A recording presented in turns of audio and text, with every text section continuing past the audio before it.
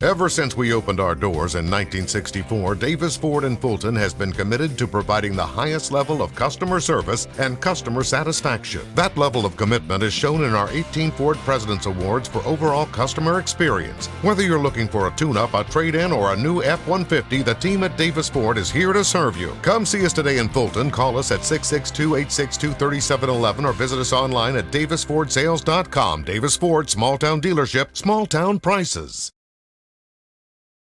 When I came back to school this year, I brought my bank with me, and the student checking account at First American National Bank was perfect for me.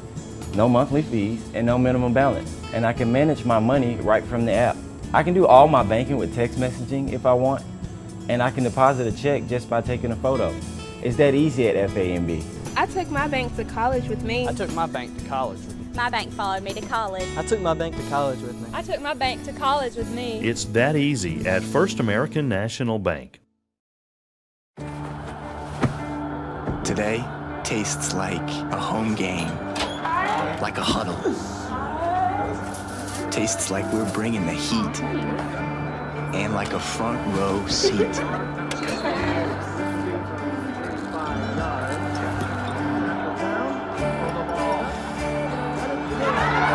Today tastes like we're a team, and it never tasted this good. Number 29, Jackson Settlemyers. Center field, number 2, Jackson Lee. Left field, number 24, Hayden Roberts. First base, number 17, Bo Rock. Second base, number 35, Drew Capabianco. Shortstop, number 34, Matthew Martinolage. Third base, number 16, Will Verdon. Catcher, number 14, Gray Bain. Pitcher, number 4, Brady Davis. And DH, number 21, Drew Cummins.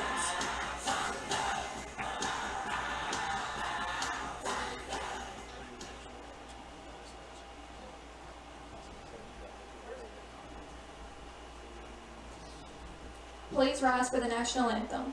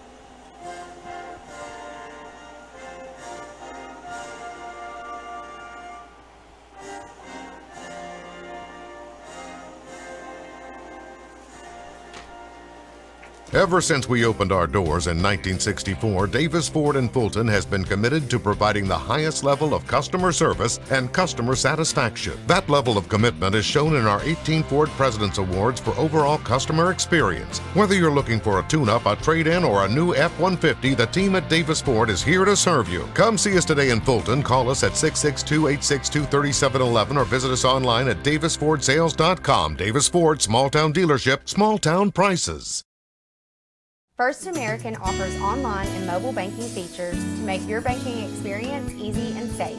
Activate or deactivate your debit card as needed, attach images to your transactions, apply travel notices to your account, and make person-to-person payments. You can even set up text alerts to guard against unauthorized spending or just to monitor your account balance. The best part is that you can bank anytime, anywhere. At First American National Bank, get that hometown feel the high-tech touch.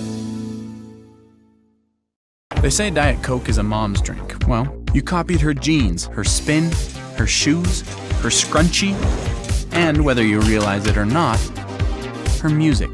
Now, copy her drink. Drink what your mama gave you.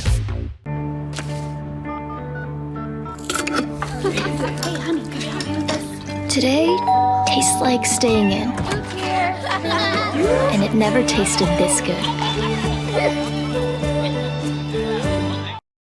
Ever since we opened our doors in 1964, Davis Ford in Fulton has been committed to providing the highest level of customer service and customer satisfaction. That level of commitment is shown in our 18 Ford President's Awards for overall customer experience. Whether you're looking for a tune-up, a trade-in, or a new F-150, the team at Davis Ford is here to serve you. Come see us today in Fulton. Call us at 662-862-3711 or visit us online at davisfordsales.com. Davis Ford, small town dealership, small town prices.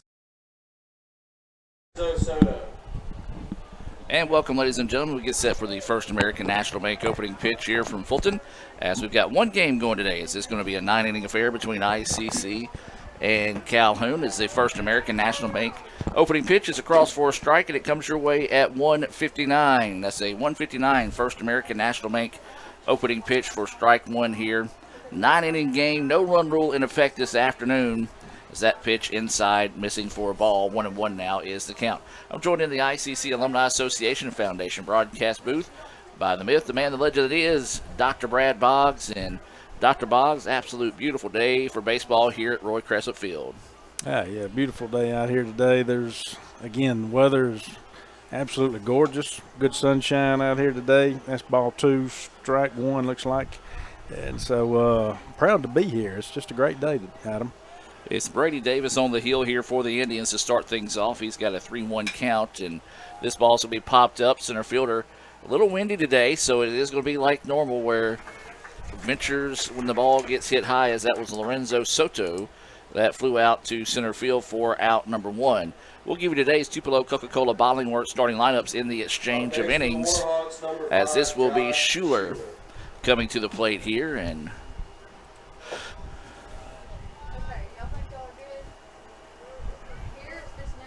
so Schuler will dig in here, and the first pitch going to miss low for a ball.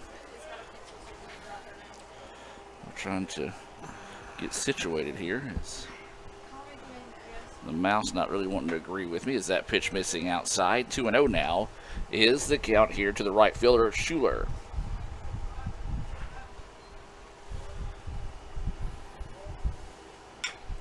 This is going to be a ground ball. It'll go foul down the first base side. 2-1 now is the count here on Schuler. Got a lot of students making their way in. Some parents coming in as well. Of course, this is a non-division match between ICC and Calhoun. Didn't know if we were really going to get a chance to play it, but, man, we talk about how well the field drains. And the grounds crew, and, of course, some of the baseball players also able to help make that happen. So we're just going to play 9 instead of two 7-inning games, as there's a swing and a miss for strike 2. So Schuler now with a 2-2 count.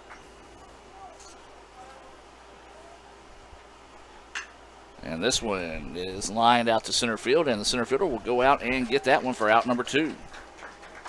Yeah, good breaking pitch there by Brady, but he was able to go out and get it. Speaking of Brady, sophomore left-handed pitcher out of Hamilton High School, Hamilton, Mississippi. He's got 6 appearances on the year, 3 wins, no losses. Does have 23 2/3 innings pitched, giving up 31 hits, 26 runs on 16 base on balls, 31 Ks for a 9.13 ERA, as that's ball 1.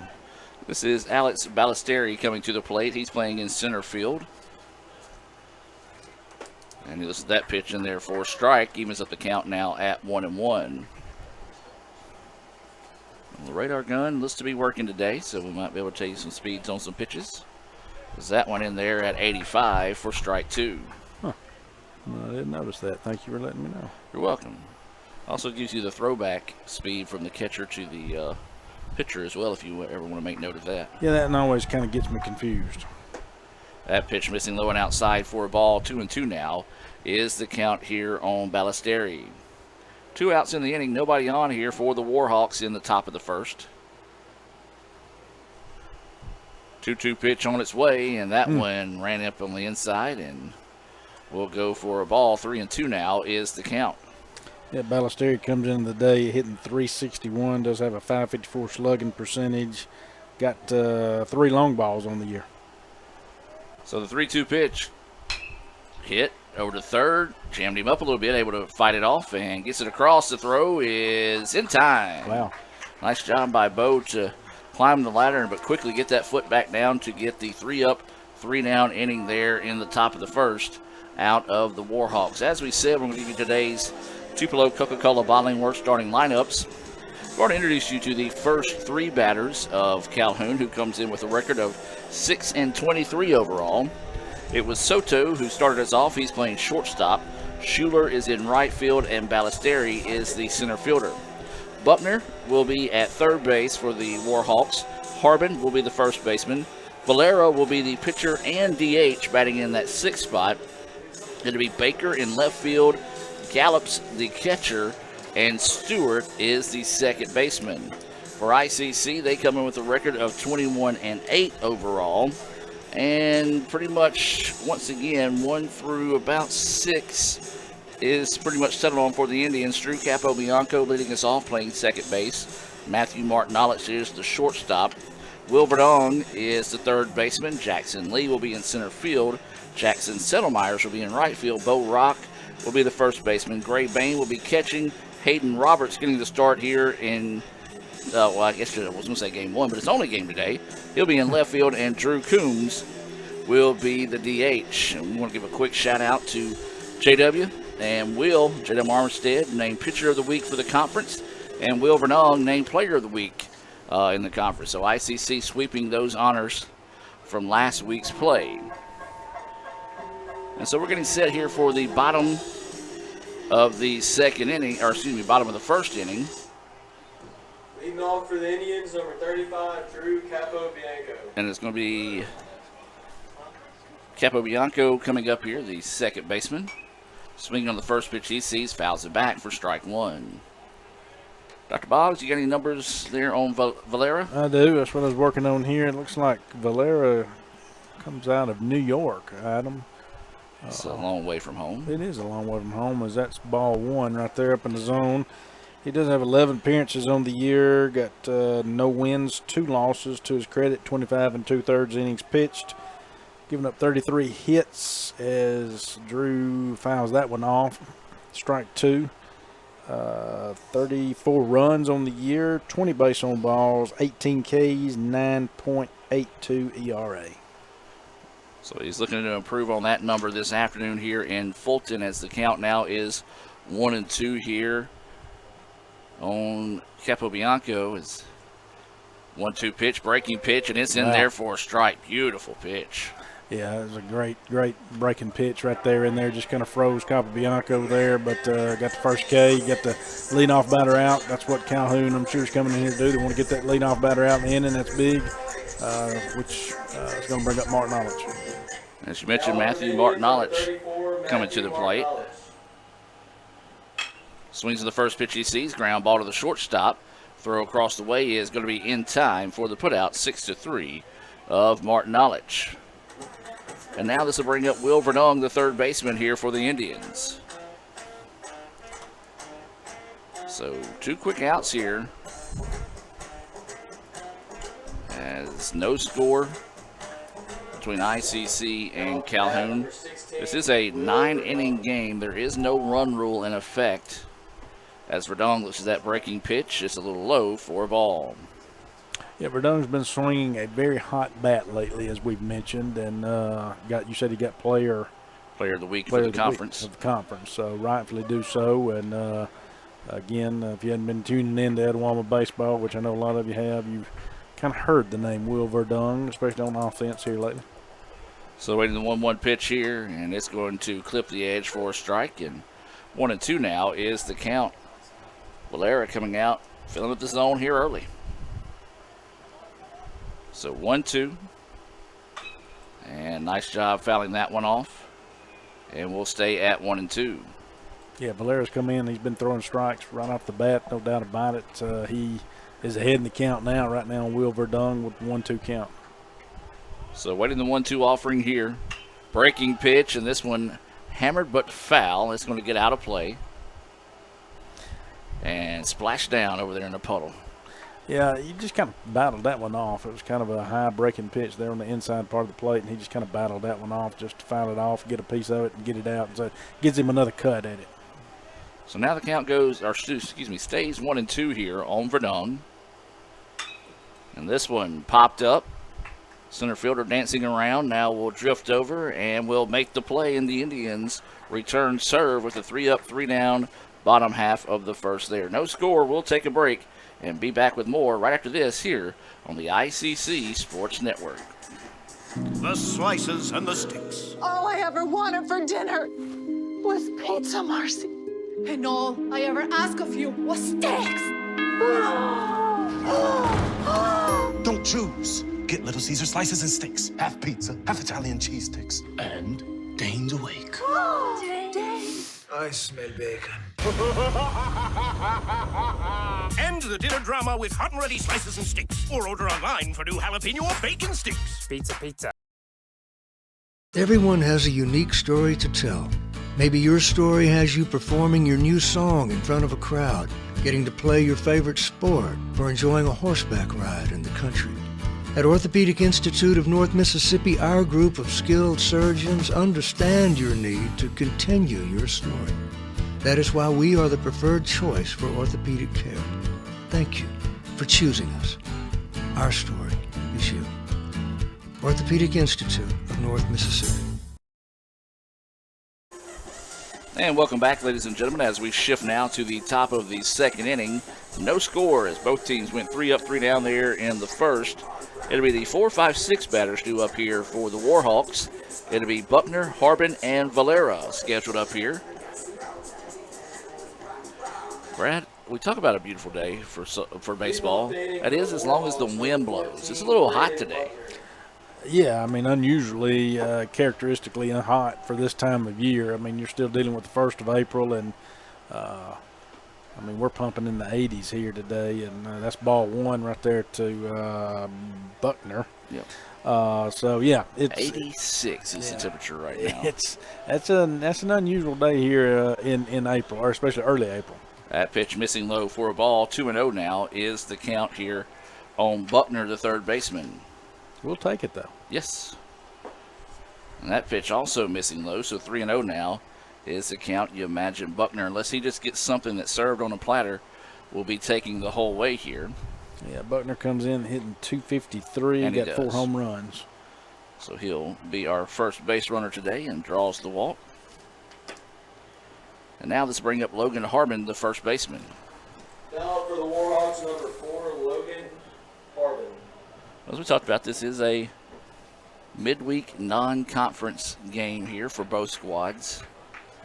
Don't know what the rest of the week's going to look like. I will be surprised if we play baseball on Friday. As we travel to Calhoun, it's just going to be a fly ball. And this is going to be trouble, and it's out of here. No. That is a 2-run home run by Harbin. Yeah, first pitch swinging, and he just jumped on that pitch, knew what he was looking for, and got up there and swung the bat and took it to the right side of the 365 sign there, Adam. So it was kind of on the line shot there, too. It wasn't really just a hit way up in the air, so it wasn't a lot of traveling. I know we got a good wind blowing, so I do know that does help. But, again, he put a good charge into that. Yeah, I think that was going to be one that's going to be out of the ballpark with or without wind that time, as Harbin makes it a 2-0 contest. As that pitch at the knees for a strike, as this is Valera. Valera could really help his own cause here as he can get a base hit, as he's a pitcher / DH in the lineup today, and takes a healthy chop at that one, missing 0-2. Yeah, quickly ahead, Brady 0-2. Now this is where you got to battle back if you're Brady. Kind of show your endurance here and get your focus back. Not a bad pitch to waste right there, but get your focus back. You know, you got to put that behind you, put the home run ball behind you, and then move forward here. So 1-2 now is the count. Pitch on its way outside, missing, and the count will even up now at 2-2. Wind continue to blow out of the ballpark. 2-2 pitch, and that one's going to miss. 3-2 now is the count. Yeah, all that hard work, you don't want to lose him right here. You know, I mean, he's run the count to full. You're running your pitching count up if you're Brady. So got to be careful with that. He did lose him. And again, as you said, good job bouncing back after giving up that home run. Got ahead in the count quickly, 0-2, and then just struggled to find the zone after that. Still no outs here in the inning. There's a runner at first. And the Warhawks have already struck on a 2-run home run by Harbin after a leadoff walk to Buckner. Yeah, free passes generally come back to haunt you, as the first one did this inning, as well, as that was ball one right there, way inside on, like you said, on Baker here that we got up to bat. But and Coach McCrory is going to take a little stroll out and have a talk. But the Ronks are going to come back to haunt you. They generally always do. Yeah, especially those leadoff walks to start the inning, those free passes to give them up there. It looks like the Indians are going to have somebody starting to get loose in the bullpen as Coach McCrory is coming out to talk to his pitcher here. You know, a lot of times, you know, you can't find that zone, so you're like, I need to throw a little bit harder. You know, just got to step back, take that deep breath, and just find the zone before having to worry about trying to just hammer them in there, if you will. You can't get your let emotions, easier said than done, but emotions can play into it as well, and you can't let the emotions overtake you. And that going back to, well, I gave up the leadoff walk, and then I gave up the home run, which is the 2 RBI home run. But, you know, he came in the first inning, he had 3 up, 3 down. So, and that was the first 3 hitters of the game. So, you know, it's a big shift right there. And, again, sometimes emotions play into it, and they do. And that's where, like you say, you got to take that deep breath. You got to step back. That's why Coach McCrory went out there to have a little conversation with him, hopefully tone him down just a little bit. Let's go after this guy at the plate here. You've got 1 on now with no outs in the inning, and you're going after Gallops. Is that correct? No. Baker. I just lied. I'm sorry. Yeah. Baker is playing left field, takes that pitch high and outside for ball 2. So that's 6 pitches in a row that has failed to find the zone right now for Davis. 2-0 is the count. Runner at first with no outs. And that one finds it there. 2-1 now is the count. Yeah, good pitch on the outside part of the plate. Of course, I'm sure that Baker was taking until he got a strike right there. And so we'll see kind of his approach at this point going forward now that he has seen a strike. So 2 balls, 1 strike, no outs. Runner at first here. Calhoun leading 2-0 in the top of the second. And they're going to get him in a pickoff here, and they're going to get him out. Yeah, Brady's been known for that this year, and then even last year. You know, again, we've said that during multiple broadcasts, you know, how he can find a way to either catch a guy in a run down over there leaning one way or leaning, you know, in the wrong way, and he'll go ahead and fire to first, or he'll have a great pickoff move over there and get someone out. So way to battle back and get the out as Baker swings through that one for strike 2. 2-2 now is the count here on Baker with 1 out. 1-3-6 on the putout there of Valera in the rundown. Swinging and a miss for strike 3. No, they're going to. Yep. At first he said he tipped it, but the catcher was able to hold on to it. So that will be a Renaissance Bank strikeout there, the first of the game for Davis. And a good job getting that pickoff, and now just trying to battle back here and get out of this inning with minimum damage done, as this will be Gallops, the catcher, coming to the plate. Takes that first pitch inside for a ball, and any indications early on here from both pitchers, this home plate umpire does not like that pitch on the inside. This pitch fouled back out of play. It evened things up at 1-1. Yeah, you mentioned that was a good job by Brady to, you know, to battle back, and, you know, I think the pickoff move helped. Able to get the guy caught in a rundown that got the big out, and then he came back and battled and got the strikeout. 2 big outs right there in the inning as this one's popped up out to center. Both guys shielding their eyes. They can't find it. It's going to drop for an extra base hit.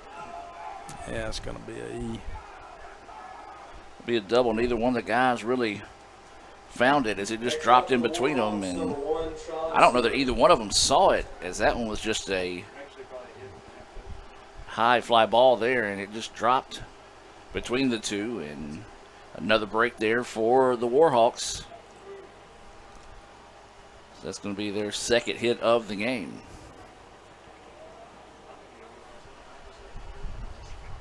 So now a runner at second with 2 outs, and this is going to be the number 9 batter, Stewart, coming to the plate.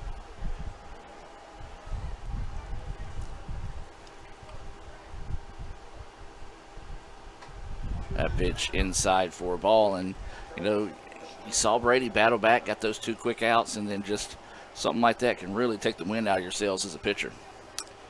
Yeah, but you can't lose your focus there where you are on the mound and lose focus of your job up there. And you can't control, as I strike one, the elements out there that these guys are facing, just as the other team is facing the same elements. So you've got to keep that in your mind and, keep your focus on your job at hand, and that's to throw strikes, hit your spots, and keep your focus up there on the mound. That pitch just missing high. 2-1 now is the count here to Stewart. Runner at second. 2-0 Calhoun with the lead after a 2-run home run by Harbin in this inning. 2-1 pitch, and they want to call that one a strike. 2-2 now is the count. Yeah, kind of crowding the plate, so it did tend to allow for that inside pitch on the inside part of the plate to be called a strike. So great pitch, battling back in there, now you got twos across the board. So waiting the 2-2 offering here. And there's strike three. Looks like he's going to call that inside part, as we said. I'm going to say changed his mind all of a sudden, as that is going to be the second Renaissance Bank strikeout of the game there for Davis. But the Warhawks strike for two. India's got to find their bats in the bottom half of the second here. We'll be back with more right after this on the ICC Sports Network. This broadcast is being brought to you by Renaissance Bank, Little Caesars in Fulton, Tupelo Coca-Cola Bottling Works, the Orthopedic Institute of North Mississippi, Davis Ford, First American National Bank, TM Realtor Agent Ricky Murphy, Max Home, the ICC Baptist Student Union, Cagle Eye Center, Bank Okolona, Sam's Town Market in Mantachie, State Farm Insurance Agent Brandon Poland, the ICC Wesley Foundation, the ICC Foundation and Alumni Association, and donations to the Sports Information Indian Club from viewers like you. Kirk Herbstreit is a man of many talents. Not only an athlete and a sportscaster, but also an expert cartographer, an amateur alchemist, a surprisingly gifted poet. What rhymes with encroachment? But his true talent lies in the art of banking. With Renaissance Bank's great products, rewards, and easy-to-use online tools, every transaction is a masterpiece. You might refer to Kirk as a Renaissance man. But I call myself a Renaissance man. And welcome back as we head to the bottom of the second inning here, as ICC will send the 4, 5, 6 batters to the plate. It'll be Jackson Lee, Jackson Settlemyers, and Bo Rock scheduled up here for the Indians. Number 2, Jackson Lee. 2-0 is your score after a 2-run home run by Logan Harbin in the top half of the inning, as this pitch is going to be swung on foul back for strike one. Indians went quietly in the home half of the first. It was a strikeout, ground out, fly out. So trying to see if they can find their first of the contest. As that pitch drifts high and inside, 1-1 now is the count. Yeah, so far Valero's done a good job coming in and pitching and doing his job of hitting the spots, getting ahead in the count. Of course, he's 1-1 right now. 1-1 pitch on its way, and this one fouled off. 1-2 now is the count. So center fielder Lee at the plate, awaiting the 1-2 offering. And a curveball that hangs up just a little bit too high. 2-2 now is the count. Yeah, get out of there. Breaking pitch hung up there. Didn't able to drop. Had no drop really in it. Just kind of hung up tight there. Brought another one to him there, and he kind of fisted it out. May drop out there at him. Nope. Oh, what a play out there in right field. Hustling that one down, and as you said, robbing him of a base hit there. So all you can do is tip the cap out there to Schuler and say good play, as he covered a lot of ground in a hurry to be able to get to that one and record out number one.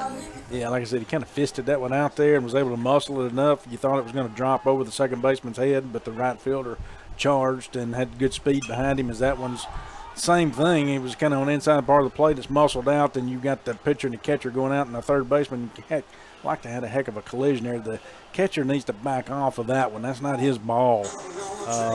You've got the third baseman charging in, the pitcher charging in right there. Could have had a heck of a collision right there, so catcher needs to back off. Brad, that was Settlemyers. He was doing the same thing in the last two games we saw him, just getting a little bit too much underneath it and pop up there for out number two. And now this is going to be Bo Rock coming to the plate Takes a healthy cut at that one and misses for strike one.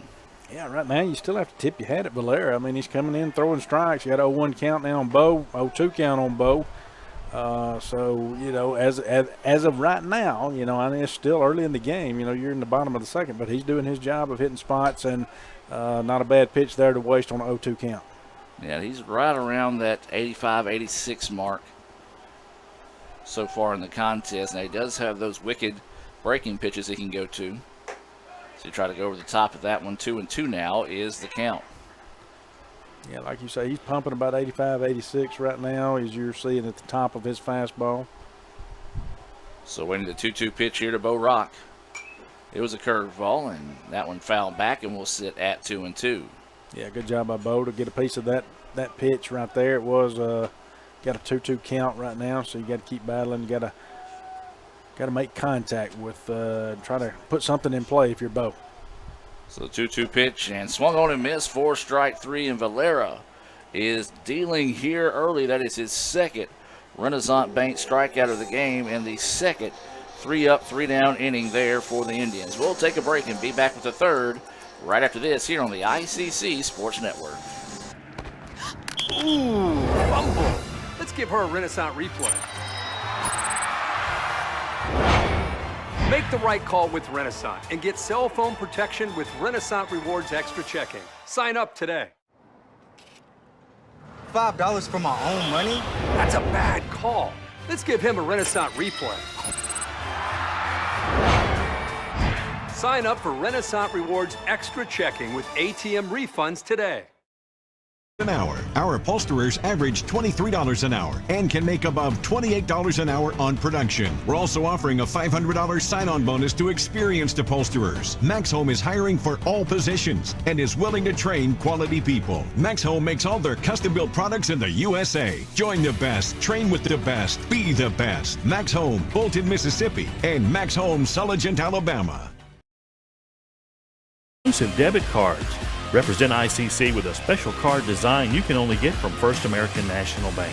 You'll show your support every time you use the card. Support ICC with a Spirit debit card from FANB.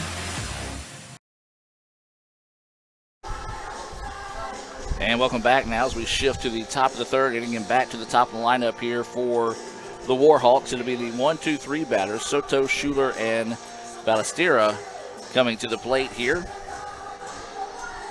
So they've already gone through their lineup, and ICC is still got their 7, 8, 9 batters to come up in the bottom half of the inning here. This is Soto. Soto flew out to center field in his only appearance so far in the contest.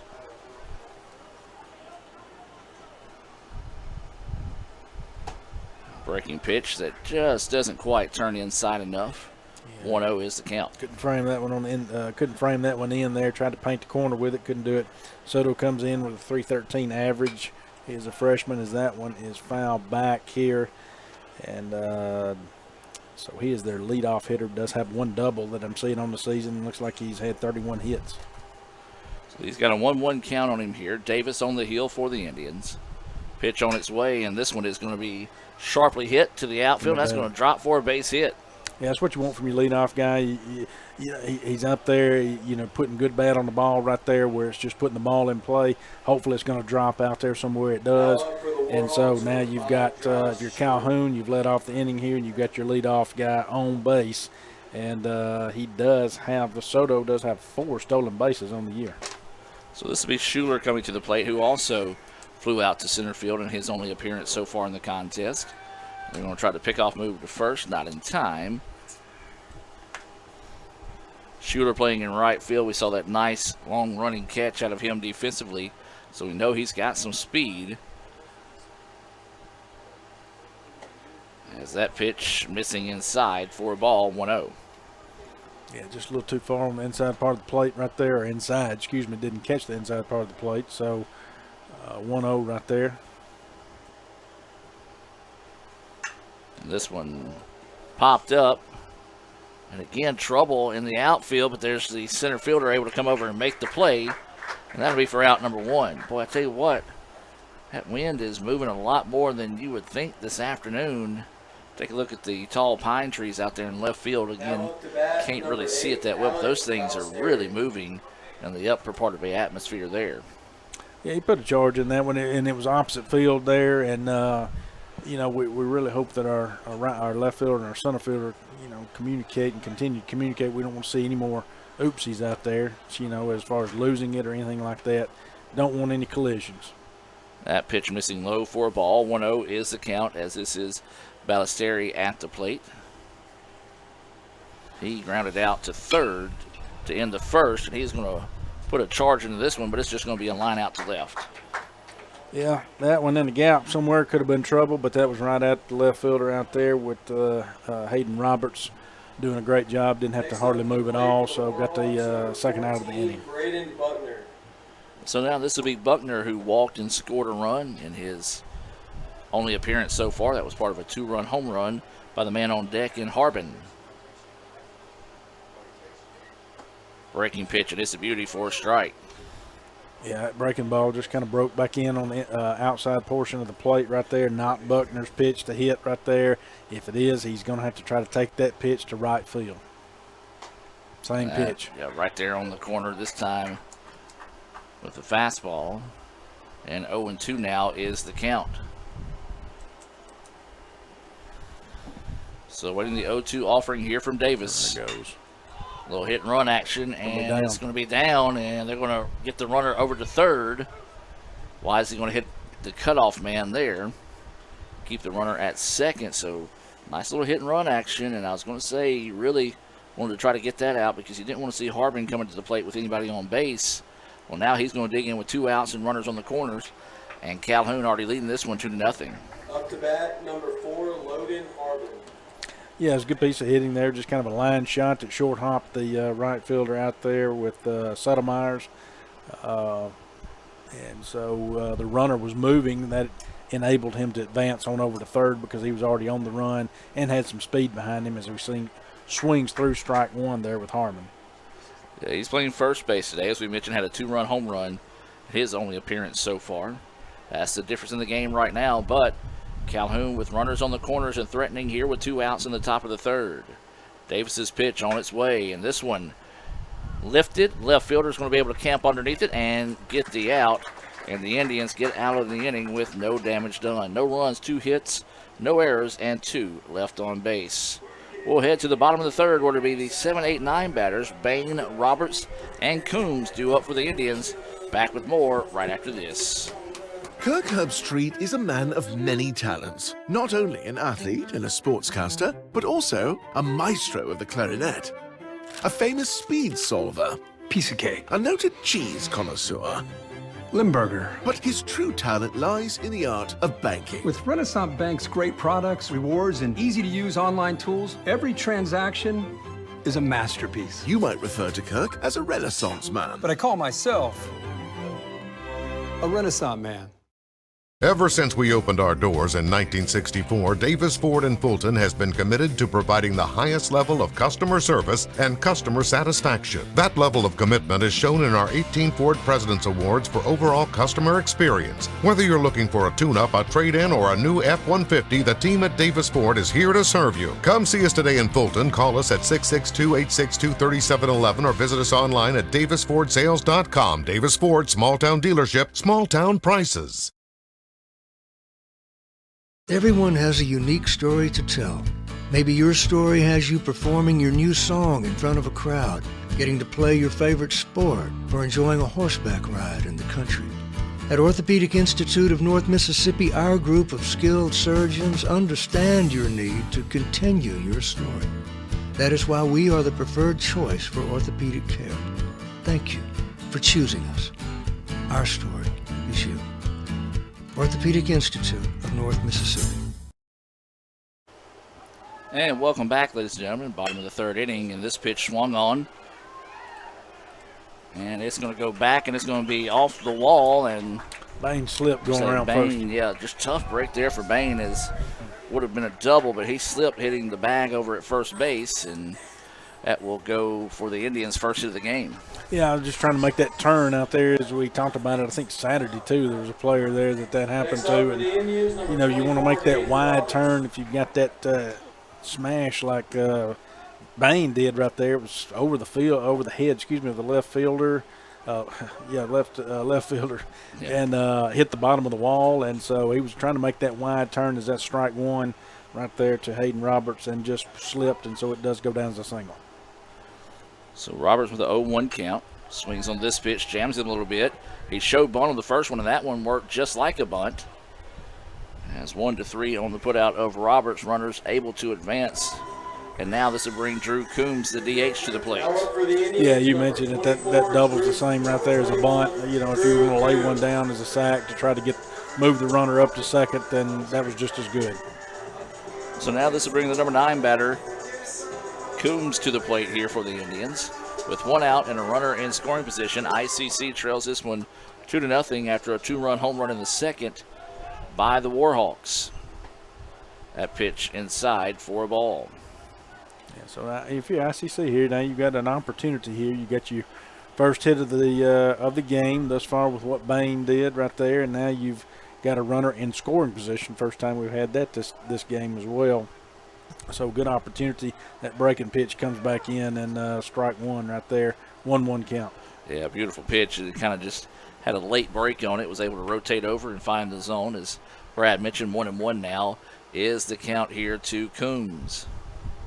Runner at second. And Coombs pops this one up, and left fielders might have to come running in. Shortstop's going back, and nobody's going to find it.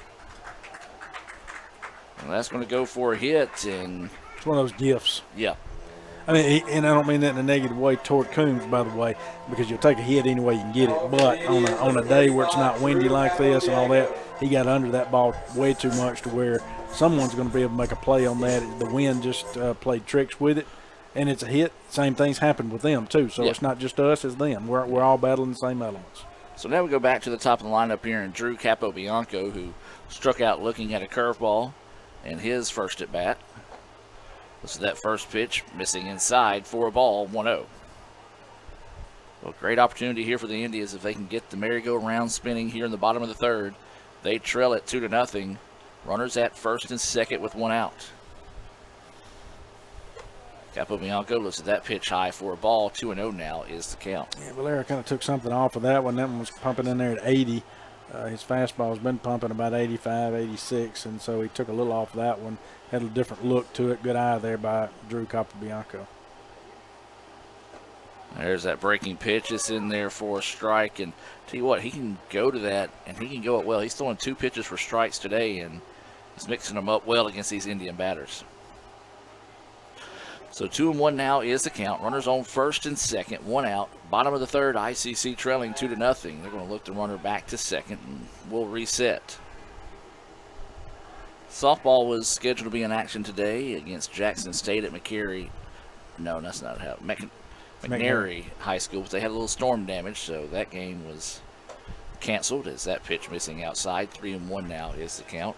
They were also scheduled to host Colin on Friday, but due to the weather and not knowing if they'd be able to play or not, didn't want Colin to make the trip up here, waste hotel money. So they said, we'll just move it. And that's going to hit Cap, and he'll head down, and now the bases are loaded. So softball will be off until Wednesday when they travel to East Mississippi. Here's where you want to be right now for the Indians. They have struggled this season with bases loaded. Let's just be brutally honest in that sense. But you got 2 guys coming to the plate here. You should be able to push across some runs. And Martin Olich and the possibility of Verdung, barring a Little Caesars double play. Right there it is. Marty up the middle, and that's going to get our first run. That's going to tie the game. They're going to send them from second to home, and ICC ties it at 2. Yeah, it kept the runner from going to third, so what they did, the center fielder, ground ball that was just basically a back up the middle, returned to center, got through, center fielder filled it. We had enough speed on base where they were able to get two runs in, and but Calhoun made the play to keep the runner from advancing to third.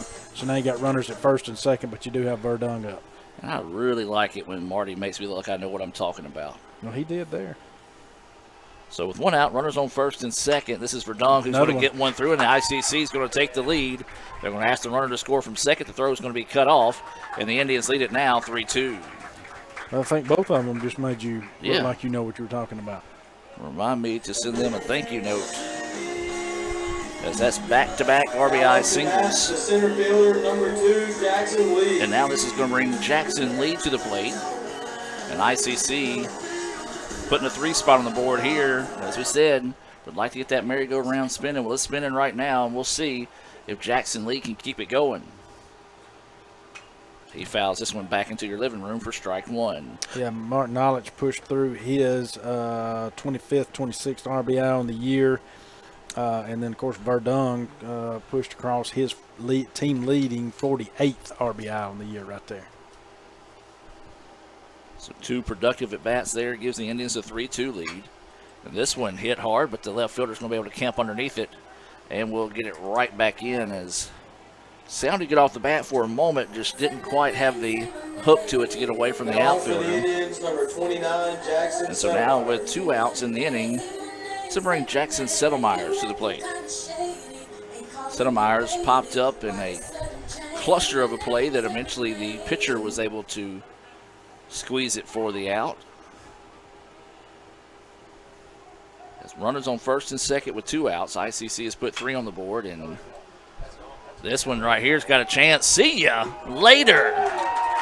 A big boy shot there off the bat of Jackson Settlemyers. That is a 3-run bomb, and the Indians have put 6 on the board here in the bottom of the 3rd. Well, that's one way to cure the pop-ups. Yeah, he put a charge into that one. We've seen the ball carrying very well right over there in that area by both squads.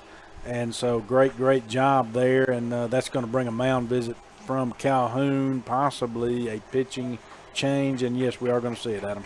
We are going to have a pitching change here. And, of course, when we talk about our pitching change and call the bullpen, we talk about Tommy Morgan real estate agent Ricky Murphy. Let's hear from him and more of our sponsors. ICC leads it 6-2 with 2 outs here in the bottom of the 3rd. We'll tell you about the new pitcher when we come back. Hey Indian fans, I'm Ricky Murphy, real estate agent, Tommy Morgan Realtors, and I'm also a proud alumni of the All-American Marching Band. Itawamba Community College was my home for 2 years, and where you decide to make your home will be one of the most important decisions of your life. Whether you're looking to create a plan to buy your first home, or if you're ready today to make a move into your forever home, give me a call or send me a message so we can discuss your next move. And for my family, Roll Tide! This broadcast is being brought to you by Renaissance Bank, Little Caesars in Fulton, Tupelo Coca-Cola Bottling Works, the Orthopedic Institute of North Mississippi, Davis Ford, First American National Bank, TM Realtor Agent Ricky Murphy, Max Home, the ICC Baptist Student Union, Cagle Eye Center, Bank Okolona, Sam's Town Market in Mantachie, State Farm Insurance Agent Brandon Poland, the ICC Wesley Foundation, the ICC Foundation and Alumni Association, and donations to the Sports Information Indian Club from viewers like you. So when are you going to give me back for the pizza? Oh, personal foul. Let's give him a Renaissance replay. Make a successful handoff when you transfer funds to friends and family with Zelle and the Renaissance mobile app. Let's give him a Renaissance replay. Make the right call for 24/7 roadside assistance and sign up for Renaissance Rewards Extra Checking today.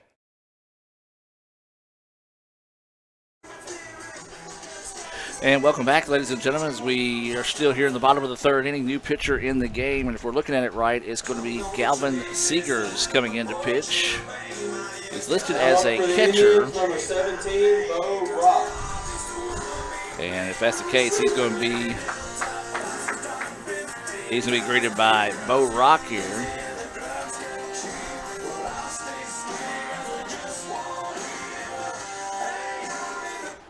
So Rock will dig in with 2 outs and nobody on after that 3-run home run.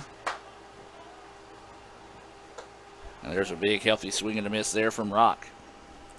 Yeah, and if this is Seegers, he's a sophomore. What I've got on him, sophomore from Trinity, Alabama, Hartselle High School. That pitch just missing outside. 1-1 now is the count. And that's all I got on him. There you go. Maybe making his first appearance of the year pitching. We don't know. He is listed as a catcher. With the 1-1 pitch coming, and this one's going to be fouled back. And you got to think a midweek game, non-conference. If weather is good for them, they've probably got. I forget Alabama how they do their conference games. I can't remember if they do those over a Friday, Saturday, Sunday turn, or if they do a doubleheader and a single game. They do it different than ours. So yeah, I can't remember either. So it could be one of those saving some arms, and it is 12 on the back of his jersey. So Seegers is going to be the pitcher here. So it could be one of those situations, getting some guys a chance to pitch, see what they can do in case they're needed later on in the season. It's that pitch high for a ball. 2-2 now is the count.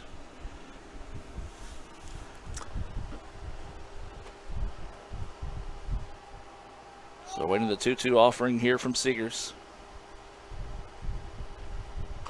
And Rock goes down to get that one, a breaking pitch at 69 miles per hour. So took a lot off of that one, and a good job of finding a piece of it to foul it off and keep it alive. Yeah, got to get your timing down. It's the first time they've seen Seegers. They've been up there battling Valera all game, so got to get that timing down. And when you saw that breaking pitch right there, but that fastball coming in inside part of the plate, too far inside, so that was ball 3, so it runs the count to full. Yeah, that one was at 78. So now the count goes full at 3-2. And swing and a miss. And Rock ahead of that one. And that'll be the second time he goes down swinging to end the inning, as that will end the third. But ICC does send 9 to the plate, and they put 6 on the board. They lead it 6-2 after 3 complete. We'll take a break and be back with more right after this. Kirk Herbstreit is a man of many talents. Not only an athlete and a sportscaster, but also a skilled swordsman, a master chef. Needs more lavender. A wonder at word games. 2 tries, every time. But his true talent lies in the art of banking. With Renaissance Bank's great products, rewards, and easy-to-use online tools, every transaction is a masterpiece. You might refer to Kirk as a Renaissance man. But I call myself a Renaissance man. Hey Indian fans, I'm Ricky Murphy, real estate agent, Tommy Morgan Realtors, and I'm also a proud alumni of the All-American Marching Band. Itawamba Community College was my home for 2 years, and where you decide to make your home will be one of the most important decisions of your life. Whether you're looking to create a plan to buy your first home, or if you're ready today to make a move into your forever home, give me a call or send me a message so we can discuss your next move. And for my family, roll Tribe! This broadcast is being brought to you by Renaissance Bank, Little Caesars in Fulton, Tupelo Coca-Cola Bottling Works, the Orthopedic Institute of North Mississippi, Davis Ford, First American National Bank, TM Realtor Agent Ricky Murphy, Max Home, the ICC Baptist Student Union, Cagle Eye Center, Bank Okolona, Sam's Town Market in Mantachie, State Farm Insurance Agent Brandon Poland, the ICC Wesley Foundation, the ICC Foundation and Alumni Association, and donations to the Sports Information Indian Club from viewers like you. And welcome back, ladies and gentlemen, as we're heading now to the top of the 4th inning. ICC puts the 6th spot on the board, and they bring in a new pitcher here, and this first pitch fouled off and out of play, as this is Valera, who is now the DH at the plate. And Brad, tell us about the new Indian pitcher. Yeah, I got Taylor Tarver in. He's a right-handed sophomore out of Lafayette High School from Oxford, as that pitch is fouled off down the third base side. Strike 2, quickly ahead 0-2. Has 2 appearances on the year, does not have any decisions to his credit. 5 innings pitched, 3 hits, giving up 2 runs, 3 base on balls, 3 Ks, 3.60 ERA. This is going to be a slow roller to the third baseman. Going to be trouble. Throw across the way is in time. Man, just when you think that play was going to be difficult, Verdong makes it look easy. Yeah, they do. that connection over there. Of course, Bo Rock plays an excellent job of plays an excellent defensive first base over there. Does a lot of is able to pull a lot of grabs in and help scoop the ball and jump up and come back down and touch the make the tag, all that kind of stuff. But Verdung, heck of a play over there at third, always does a great job, as well as Martin Olich over there too. This is Baker, who struck out swinging in his first at bat, puts the charge into this one. Center fielder's going to go back, but instead it's going to be the left fielder calling him off, and that one had a little bit of a twist to it. So that'll be a fly out to left for out number 2. Well, the center fielder made a long run. Looked like he caught him off for a second, but I think that wind kind of pulled it a little bit on him. Now with 2 outs in the inning, this will be Gallups, who had a double because it dropped between the outfielders in his last at bat. Swings on this one, fouls it off for strike 1. And kind of hitting that pitch there out in front, so trying to work on his timing as well. But that strike 1 there had him out, had his timing off. You hear that wind blowing here over the microphone. That tells you how much it's blowing, because the microphone is blocked by the entire press box. So and the wind picking up a good bit now. 0-2 pitch. That one not a bad spot to miss if you couldn't get him to chase. 1-1-2 now is the count. I looked at the radar last night. There was rain in the forecast around 3. But it looked like it had cleared up this afternoon. But the way the wind's blowing, that's a promising breeze to bring in some moisture. It's definitely blowing pretty hard out there. Now he's run the count to full with 2 outs here. But all 3 of those balls on the outside we're missing on the outside part of the plate outside there. 3-2 pitch on its way, breaking pitch, and couldn't quite get that one to turn over, and that'll be a walk. 2-out walk issued there to Gallups. This is the first walk of the game for Tarver, and now with 2 outs, this would be Stewart coming to the plate here for the Warhawks. Now up for the Warhawks, number 1, Sean Stewart. So the Indians looking for the exit. The Warhawks looking for a rally here with 2 outs. There's going to be a ground ball. Third baseman bobbles it and not going to have a play. And that'll be a E5.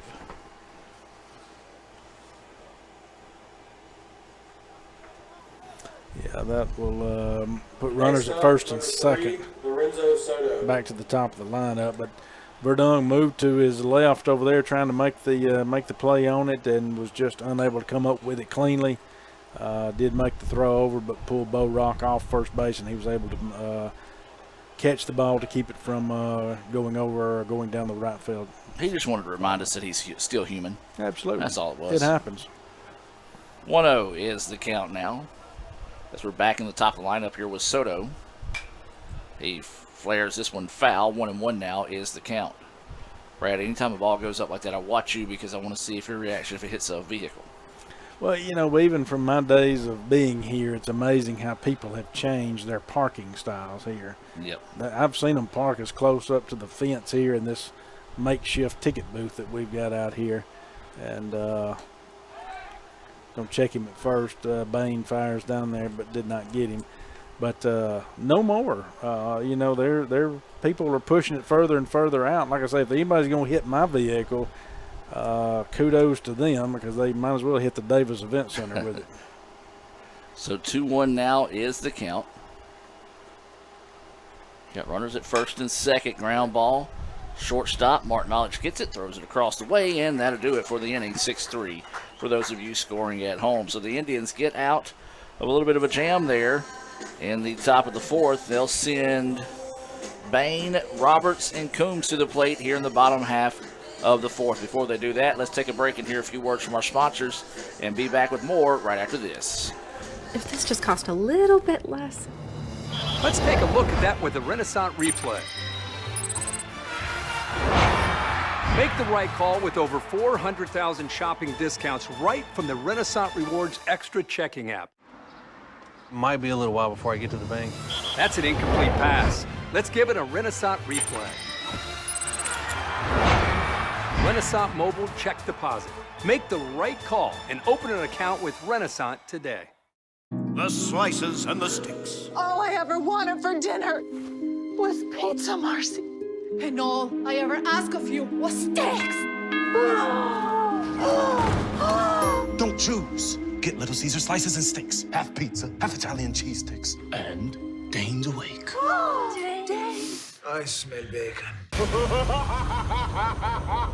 End the dinner drama with hot and ready slices and sticks. Or order online for new jalapeno or bacon sticks. Pizza.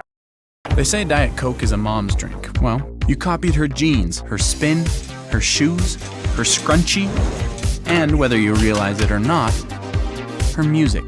Now, copy her drink. Drink what your mama gave you. Hey, honey, could you help me with this? Today tastes like staying in. And it never tasted this good.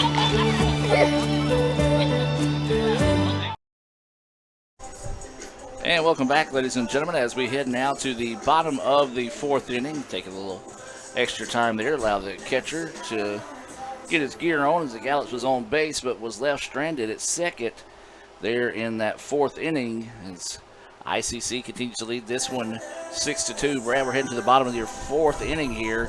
Your thoughts on the game so far? Just kind of one of those, good day for baseball.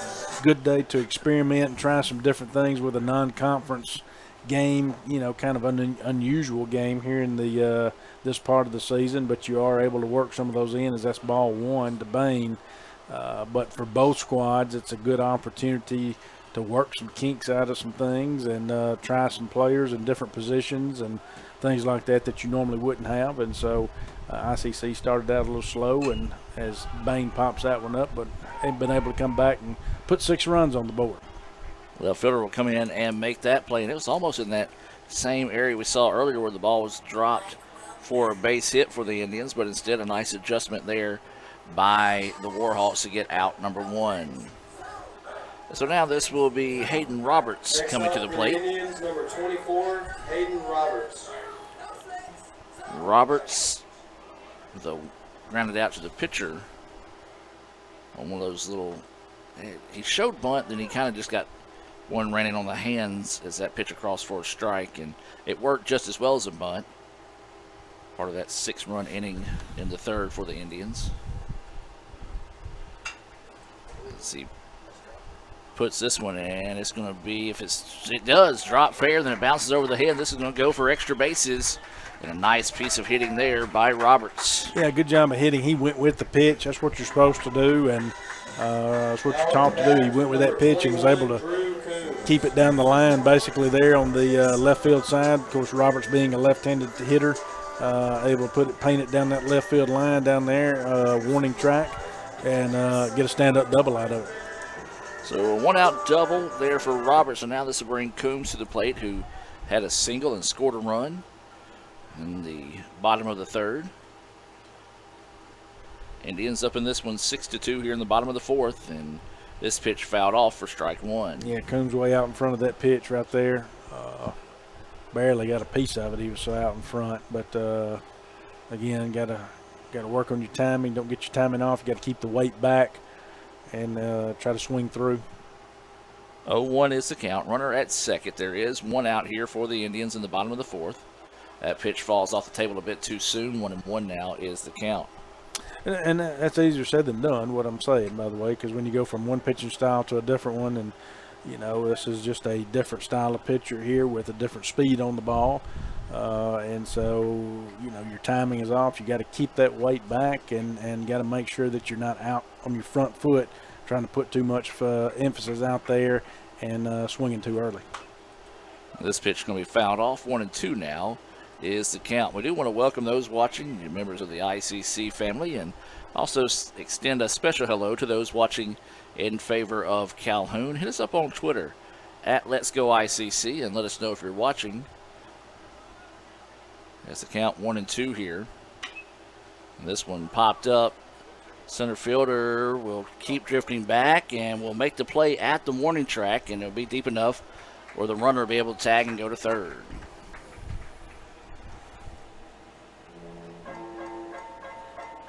So a productive out as the runner moves a little closer to home plate. 35, Drew Capo. And now this is going to be Drew Cap coming to the plate here. And you talk about games like this, Drew's been in a little bit of a slump, so you would like for him to be able to use this game to get a little confidence back going back into conference play that is technically right now scheduled for Friday. That's going to be a foul ball, but talking with the SID a little bit earlier down at Calhoun, he says he will be very, very surprised if that game gets played Friday due to weather down that part of the world. Yeah, it'll be difficult, and that's the reason why softball went ahead and moved theirs. But you're exactly right. Conference doesn't get any easier, and conference goes as that ball's in the dirt, and good job there by Gallops to keep that ball in front of him and the runner at third. But doesn't get any easier, and this is the last stretch of the season here where conference technically runs for baseball through the end of April if there's no makeup games that have to go on the schedule, and so. You've got to get this last stretch in. You got to keep that conference record going good and looking shiny going into the postseason. There's a breaking pitch that falls right across the letters. 1-2 now is the count here to Capobianco. So waiting the 1-2 offering here to Drew with a runner at third and 2 outs in the inning. That one runs inside, nearly hits him. 2-2 now is the count. Yeah, good eye there by Drew. Run the count to 2-2. Be good if we could get this run in. And that one nearly hits him as it goes upstairs, and Drew ducked down. One thing you got to be careful of, though, you got to get that bat down. Got to get the bat down. So now the count goes 3-2 here to Capobianco. Waiting the pitch, it's on its way, and this one hit, foul back, and we'll stay at 3-2. The Indians would love to get this run on the board here and see if they can't spark a 2-out rally, but Warhawks looking for the exit. See if they can get out of this inning with no damage done. Count stays full at 3-2 with 2 outs and a runner at third for the Indians. And there's going to be a flare out to left field. Left fielder makes the diving catch. What a catch. What a play out there in left field as that was struck well, but unfortunately a great defensive play out there in left field by Baker. Robs the Indians of a run and probably extra bases. Maybe even in the park if that one gets away with him with cap speed. But we'll take a break and be back with more right after this on the ICC Sports Network. If this just cost a little bit less. Let's take a look at that with the Renaissance replay. Make the right call with over 400,000 shopping discounts right from the Renaissance Rewards Extra Checking app. Might be a little while before I get to the bank. That's an incomplete pass. Let's give it a Renaissance replay. Renaissance Mobile Check Deposit. Make the right call and open an account with Renaissance today. Today tastes like a home game, like a huddle. Tastes like we're bringing the heat, and like a front row seat.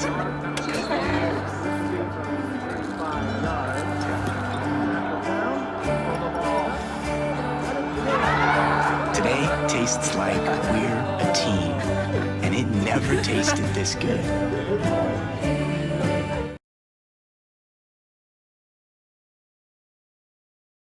BSU concession stand in between innings.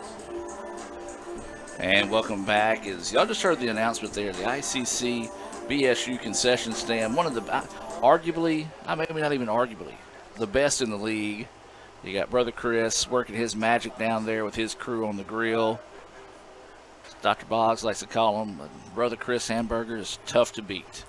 Tough to beat. You still got time to get out here, and as that's ball one to should be Schuler at the plate. That's fouled off for strike one, but still got time to get out here, folks. I mean, we're in the top of the fifth here. Got plenty of baseball left, plenty of good weather. Get you a Brother Chris burger and take it home tonight for supper. This pitch fouled off 1-2 is the count. That's not a bad idea. Come out to the ballpark, grab you a couple of hamburgers, head home, Don't have any basketball to watch anymore. Nope, basketball's over. Got the Masters getting fired up as that pitch outside. 2-2 now is the count. My prediction came true in the men's. It did. UConn won it. Mm-hmm. San Diego State gave them heck every once in a while. There's that pitch in there for strike 3, and Schuler didn't like that one, taking a little while to leave the box. As that'll go for the first Renaissance Bank strikeout of the game there for Tarver. And now with one out in the inning, this will bring Ballister to the plate. And what a great women's final matchup it was this past Sunday. If you did not catch, that was ball 1. The LSU Tigers and the Iowa Hawkeyes facing each other. That was a fun game as that pitch missing outside. 2-0 now is the count. And, of course, there are little rumblings after that game about some things that went on, which I hate to hear that because, one, it took away from a great game, but, two, it takes the attention away from the young lady from LSU that she had only scored a total of 11 points going into that championship game, come off the bench to score 21 to help them win the game. And to me, that's really the story of the game, is that's going to be a walk issued there. Yeah, exactly. When you're in the heat of battle, we all, that's just part of it. The emotions play into it, and when you get to that level and you're winning a national championship for your team, things are going to happen like that. Check swing said he did go for a strike. 0-1 is the count. There is one out and a runner on first after that walk issued to Ballister. This is Buckner at the plate. Runner goes, throw down is well in time, and get him out. Well done there by Gray Bain, the Southern Miss commit. Had him dead to rights out there at second. Yeah, done it a good portion of this year. He's one reason he is a Southern Miss signee back there, because he's got a great arm and able to pop up and be aware back there to get the out, as that one's popped up to left field. Left fielder's hat comes off, but continues to jog in and make the play, thanks to the runner being caught trying to steal. It's an unconventional 3 up, 3 down inning there for the Warhawks. We'll head to the bottom of the inning and be back with more right after this on the ICC Sports Network.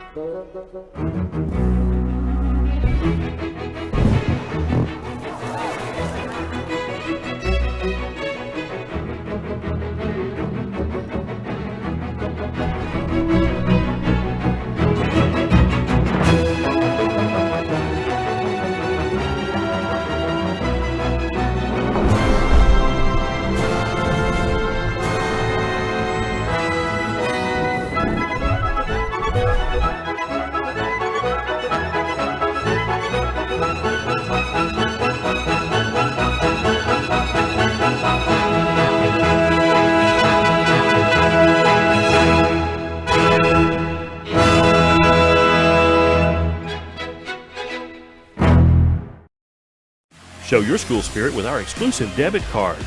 Represent ICC with a special card design you can only get from First American National Bank. You'll show your support every time you use the card. Support ICC with a Spirit debit card from FANB. And welcome back, ladies and gentlemen, as we continue on here as we move to the bottom of the 5th inning. This game scheduled for 9, and it will be all 9 innings played, as there is no run rule in effect here, with this being the only game of the afternoon. So to be the 2-3-4 batters due up here for the Indians, Matthew Martin-Knowledge, Will Verdong, and Jackson Lee scheduled up here for ICC. They lead at 6-2 after hanging 6 runs on the board in the third. So that pitch just floats over and in there for a strike. This is Seegers, who is a catcher by trade, on the hill here.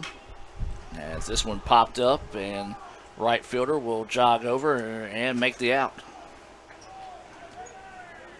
Well, he kind of had his hand out for a second. Didn't know if he saw the ball or not, but he was able to reel that one in for out number 1. So now this will be Verdun coming to the plate. Number 16, Will Verdun. Will is the MACCC Player of the Week. J.W. Armstead, also named Pitcher of the Week, is at pitch missing for a ball. Of course, they'll be eligible for National Player of the Week considerations that the NJCAA will announce tomorrow. So that pitch missing low. 2-0 now is the count. Looks like State out of conference during midweek, or during the week, obviously, playing Grambling later on tonight, and Ole Miss taking on the Memphis Tigers. As that pitch drifting high, 3-0 now is the count. That's going to be a tough game for State. Memphis not too shabby this year. Ole Miss should take care of business down at Grambling.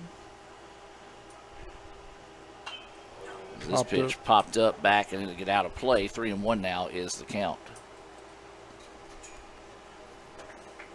I don't think they care about what Notre Dame does anymore. I can't find them in here anymore. Oh, they probably don't care. All I know is my Pirates won last night. So that's 2 wins. Might be the only 2 of the season. That's going to be a walk issued there to Verdun. And now this will bring up Lee to the plate. Well, they play the Red Sox tonight. Your Pirates do. But you're right, they're 2-2. I like it. 500 on the season. 500. I mean, you can't beat it. And so this is going to be Jackson Lee, 0 for 2 on the day at the plate, digging in with 1 out and a runner at first. Snap throw, and it's going to get away, and it's going to allow the runner to head to second. And so that'll be advanced on the error there. Well, good job by Verdun down there getting his secondary lead after the pitch was thrown. He just kind of got his bunny hops, if you want to call it, a secondary lead out there, and was able to draw a throw, and that drew an error and on the throw. And so we're able to put Verdun in scoring position there at second now with Jackson Lee up at the plate. So that first pitch goes for a strike. Second one a ball. 1-1 now is the count. We're playing Northwestern tonight. Unless that game is being postponed due to weather. They're supposed to have some other bad weather up in that part of the world. Again, is that pitch missing low. 2-1 now is the count. Even up in Chicago and up in Detroit, I think I saw. And that's the same kind of weather they had last weekend there, similar to what we had. So hopefully that weather is, what they say, in like a lion, out like a lamb. Well, we're ready for that lamb part. Yeah, I got another round of this stuff down here for us tomorrow. Not necessarily on us, as that one's taken right back up the middle. Jackson Lee's clean single there. That's going to score Verdun standing up. And a big-time hit there as the Indians tack on another run to take a lead 7-2 now. And that was Jackson Lee's first hit of the day. Second run scored by Verdun. Now up to bat for the Indians, number 29, Jackson Lee. Seventh hit of the afternoon here.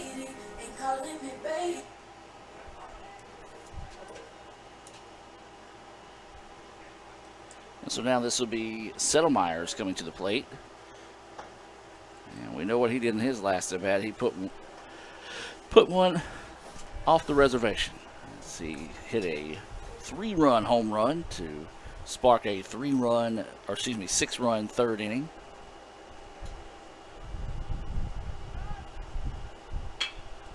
And that one's going to get through as well. Nice piece of hitting there. Just reached out, got the barrel on the bat, was able to poke it out there and get his second hit of the game. Yeah, that's what you want. Again, you're just placing, getting good bat on the ball right there and making good contact. When you make good solid contact like that, good things are normally going to happen. And so good job there. It pushes runners to first and second. 1 out, Bo Rock up. Bo was struck out twice today.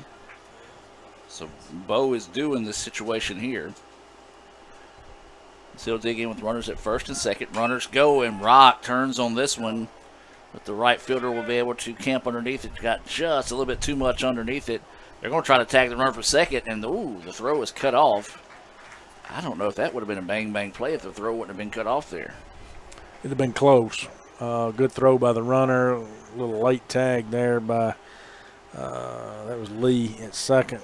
But because Lee had actually advanced out and had to go back and tag. And so Bo just kind of got under that pitch right there a little too much. And but it does advance the runner to third. Now you have a first and third situation here with Gray Bain. Bain, who singled off the wall after tripping on first going around the bag. He also flew out to left in his last at bat, so he's going to try to see if they can get something going here as a little toss over to first. So 2 outs, runners on the corners here for the Indians. Set pitch in there for a strike. Not a whole lot you could have done with that one if you're Bain, so not a bad thing, just letting that one go by. 0-1 now is the count.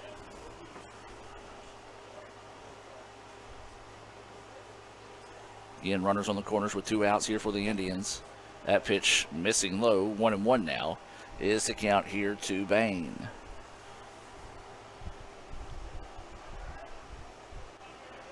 So 1 ball, 1 strike, 2 outs. Indians leading this one 7-2 in the bottom of the 5th. Runner goes. And a little hit and run action going there as that one fouled off. And 1-2 now will be the count here on Bain. One of those situations, I think if Bain would like to have that one back, probably would have held off on that one, trying to protect his runner in that situation. 1-2 now is the count.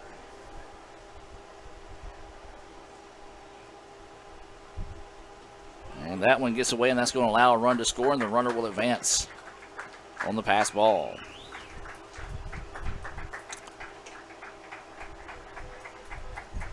Yeah, unable to block that one up. Gallops just wasn't able to get out there to get that one blocked and keep it in front of him, unfortunately for the Warhawks. But runners able to advance again, as you mentioned, for Etowah. That takes the lead to 8-2 now here in the bottom of the 5th. Runner still have a runner at second with 2 outs and 2 balls, 2 strikes here on Bain. So Bain's going to have to protect the dish here. Pitch on its way, and this one ripped, and did he catch it? Yeah. Yes, he did. Great play over there at third base by Buckner. If he don't make that play, they're running forever and a day there, as that will end the inning. But the Indians do put 2 more runs on the board. They lead it 8-2 after 5 complete. We'll take a break and be back with more right after this. Ankle sprains are one of the most common sports injuries, with an estimated 25,000 occurring every day in the United States. Sprains can happen with any sport, including just walking across the yard. Ankle sprains are most common in ball sports such as basketball, soccer, volleyball, and others. As with any injury, your body quickly sends blood to start healing the process, which leads to the swelling. Rest, ice, compression, elevation, known as RICE, is a good way to treat an ankle sprain. This decreases the swelling, lessens your pain, and allows your body to heal the injury. Studies have shown that the sooner you return to activity, the better and typically the faster you will recover. Depending on the amount of injury to the ligaments, it may be days, weeks, or even months to return to high-intensity sports. Sometimes recovery may be slow, but if it gets better day by day or week by week, you are on the right path. If the ankle seems to stop improving and you just can't get back to your activities, then it's time to come see us at the Orthopedic Institute of North Mississippi. Remember, our story is you. Hey Indian fans, I'm Ricky Murphy, real estate agent, Tommy Morgan Realtors, and I'm also a proud alumni of the All-American Marching Band. Itawamba Community College was my home for 2 years, and where you decide to make your home will be one of the most important decisions of your life. Whether you're looking to create a plan to buy your first home, or if you're ready today to make a move into your forever home, give me a call or send me a message so we can discuss your next move. And for my family, Roll Tide! And welcome back, ladies and gentlemen, as we move to the top of the 6th inning. We got a new pitcher in the game here for ICC as the Indians lead this one 8-2 as we get set to start the top of the 6th. And Dr. Boggs, when you're ready, I'll let you tell us about the new pitcher here for ICC. We've got Caleb Goddard coming into the game here. He's a sophomore right-hander out of Tupelo. Does have 4 appearances on the year. 1 save to his credit, 4 1/3 inning pitched. innings pitched, has given up 3 hits, 2 runs. Does have 2 base on balls. As that first pitch is hammered out to right center out there, it's in the gap, and that's going to be a stand-up double. Saw the first pitch, liked what he saw, and Harbin, who has hit the ball hard today, does it again, his second hit of the afternoon. That goes for a double. So now this will bring up Valera to the plate. Now up for the Warhawks, number 24, Harvey Valera. So a leadoff double there by Harbin. Starts us off here in the top of the 6th. This game's scheduled for 9. Calhoun trying to claw their way back into this one, trailing 8-2. It was a 2-run home run in the second by Harbin, who is currently on second base. The Indians scored 3 in the bottom of the 3rd, highlighted by a 3-run home run off the bat of Jackson Settlemyers. And then the Indians added 2 more there in the bottom of the 5th to lead it 8-2 here. So there's going to be a roller to the second baseman. Only one play, and that's over to first. It's in time for the out. Runner does advance to third. So nice job hitting the ball to the right side of the field to allow the base runner to move a little bit closer to home. Yeah, that's what you want to do if you're Valera, and that's what he was able to do. At the very least, hit it to the right side of the field so that runner advances, because now you just have 1 out and a runner at third. And like you say, they're looking to claw their way back into this game. Calhoun is, and that's one good way of doing it by putting a run on the board. But that's Baker now, and he swings through strike 1. Baker on the afternoon is 0 for 2, has struck out and flew out to left. First time seeing Goddard this afternoon. There is 1 out here in the inning. So that pitch, nice frame job. It looked a little outside, but umpire called it strike 2. 0-2 now is the count here to Baker.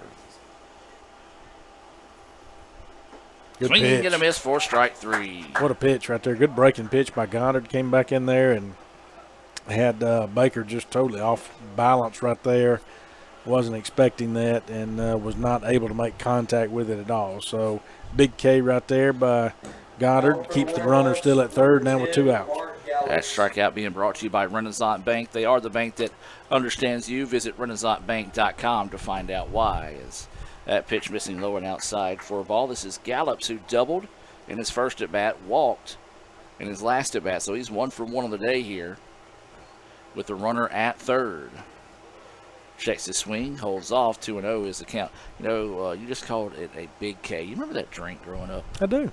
Man, that makes me thirsty. But the good thing is I have a nice Dasani water. It is a Coke product. It's a Coke product. And that's, that one's fouled back here, and that's what our friends at Coca-Cola would want you to be drinking. Absolutely. I support them the whole way. I am limiting myself to 1 Coke a day, so that's the reason why I've been a little extra grouchy when you see me from time to time. But you're still able to drink Dasani. Yes. Is that pitch high for a ball? Of course, they also do Powerade. Yes. Favorite color Powerade? Well, I get torn sometimes in between the orange or the green. 3-1 pitch, and it's going to be on liner, and it's going to get through, and that'll score a run. So the second hit of the day there by Gallups. It's an RBI single. That scores Harbin, who doubled to start the inning, and a nice job there for a piece of 2-out hitting to get the run on the board. But there is a young gentleman down below me here drinking one of those purple ones, and I've seen those. But I'm going to tell you, what I like is those Powerade Zeros. I haven't tried one of those yet. I like those. You need to try them sometime. Very good. You are the healthier of the two of us. So Don't know about that. Give it a shot there. Just like to pretend to be. Everybody calls them by the colors. I call them by the flavors. I'm a grape guy when it comes to the Powerade. That's the purple. That's me all day. As a matter of fact, I might go steal that kid's Powerade. Yeah. Well, there's a Powerade Zero that's purple down here too. I have to be careful with some of those drinks because it has aspartame in it. Yes. And that is something that Gore can't have. Pineapple and aspartame. Oh, so pineapple aspartame's with the pineapple, because I've heard about your pineapple. Yes. Did not know that. Yep. Like diet drinks and other, you have to stay away from them. I'm seeing you now. Okay. Huh. Yeah. So if you had a little pineapple wedge with a little aspartame on top of it and you ate it? Well, There's going to be down for extra bases here and could possibly score another run and bobbled in the outfield. They're going to hold him. Yep, they're going to hold him there. Good job quickly getting that one in, but that'll go for back-to-back hits now, as that's a double off the bat of Stewart. But to answer your question, if I were to eat that, you would probably be putting in a work order for a new sports information director.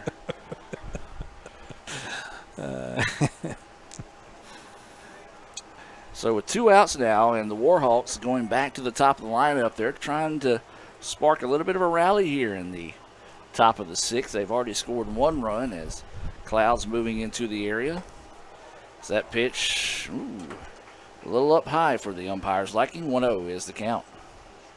Yeah, and again, runners at second and third here, so there are 2 outs, but still an opportunity. Anything down in the outfield could score 2. That pitch, maybe a little bit of a makeup call there. It's a little low and outside, but the count is evened up now at 1-1. 1 ball, 1 strike, and 2 outs. Runners on second and third here for the Warhawks. Breaking pitch, foul back, and we'll go to 1-2. Yeah, way out in front of that pitch. Had him off balance there. Had Soto off balance and his timing off there. So good job by Goddard to kind of work that pitch count right there and to show him some different pitches. So he's ahead in the count here, 1-2. We're in the top of the 6th inning. ICC leading 8-3. Goddard, 1-2 pitch coming, and it's getting away, and the runner's going to score from third, and that's a big pitch there as it was in the dirt. And bounced high away from the catcher, and here come the Warhawks. They've cut the lead in half now, 8-4.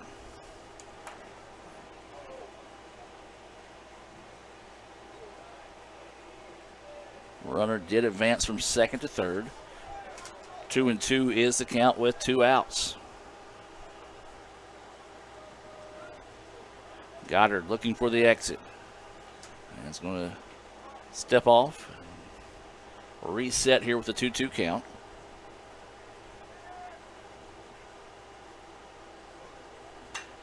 This one hit, foul back and out of play, and we'll sit at 2-2.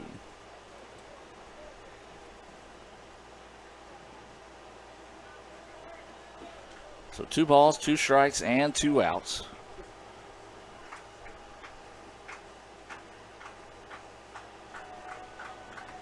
That pitch missing outside. 3-2 now is the count. Indians do have someone getting loose in the bullpen.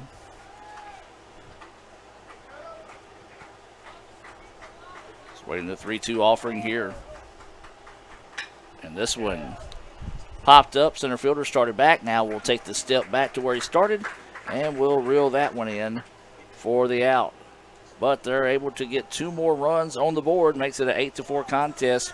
We'll head to the bottom of the 6th and be back with more right after this on the ICC Sports Network. Playing on tour takes years of dedication,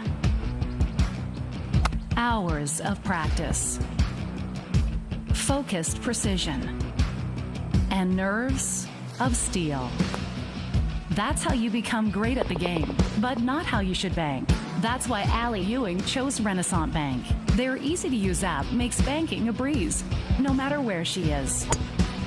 Renaissance Bank, understanding you. When I think of ICC, I think about home. The moment I stepped on campus, I knew it was a perfect fit. It helped me find my true self. It has opened doors for me that I didn't even know existed. Everyone here wants you to succeed. I was able to get involved here and make a real difference. I've met my closest friends here. There's something for everyone to be involved with. I've gained skills to succeed in the workforce. It's been the best experience.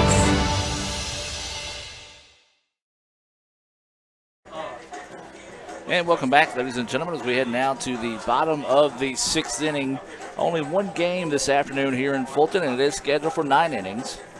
ICC leads this one 8-4 after the Warhawks able to scratch across 2 runs at the top of the 6th. Looks like we also have another call to the bullpen, and this is going to be Eli Kelly coming in to pitch. And, of course, when we talk about our calls to the bullpen, when you're ready to make a change or make the call to move to your dream home, give Tommy Morgan real estate agent Ricky Murphy a call. at 321-9824. That's 321-9824. Or you can drop him an email at rmurphy, that's RMURPHY, at tmhomes.com. So this will be, sure, I'm back on track here. It is Hayden Roberts to lead us off here to start the sixth. He doubled in his last at bat. Kelly is a freshman out of Huntsville, Alabama, from Grissom High School. And that's all I got on him as well, too, Adam. He is listed as a utility player. Is that first pitch outside for a ball? Now, I made the call earlier for anybody who's watching to hit us up on Twitter at Let's Go ICC. What about the color of Powerade they like? Yeah, hit that. There we go. I like it. There's our trivia question for Twitter at Let's Go ICC. Ball 2 on the outside. What's your favorite Powerade? Yeah, what's your favorite Powerade? Hit us up at Let's Go ICC on Twitter. You can tell us your favorite flavor or color, because some people like to call it by the colors. That pitch is in there for a strike. 2-1 now is the count. And if it's one of those zeros, tell us. Yeah. Even though Adam cannot drink a zero. I'm going to double check and see. Okay. There's 2-1 pitch coming. This one popped up. Center fielder's going to have to come charging in, and we'll be able to make the play. So that'll be a fly ball to retire Roberts to start the inning here. Next up for the Indians. And this will be Drew Coombs coming to the plate. Coombs had a single in his first at bat. So we'll dig in with one out and nobody on as that pitch missing low and outside for a ball.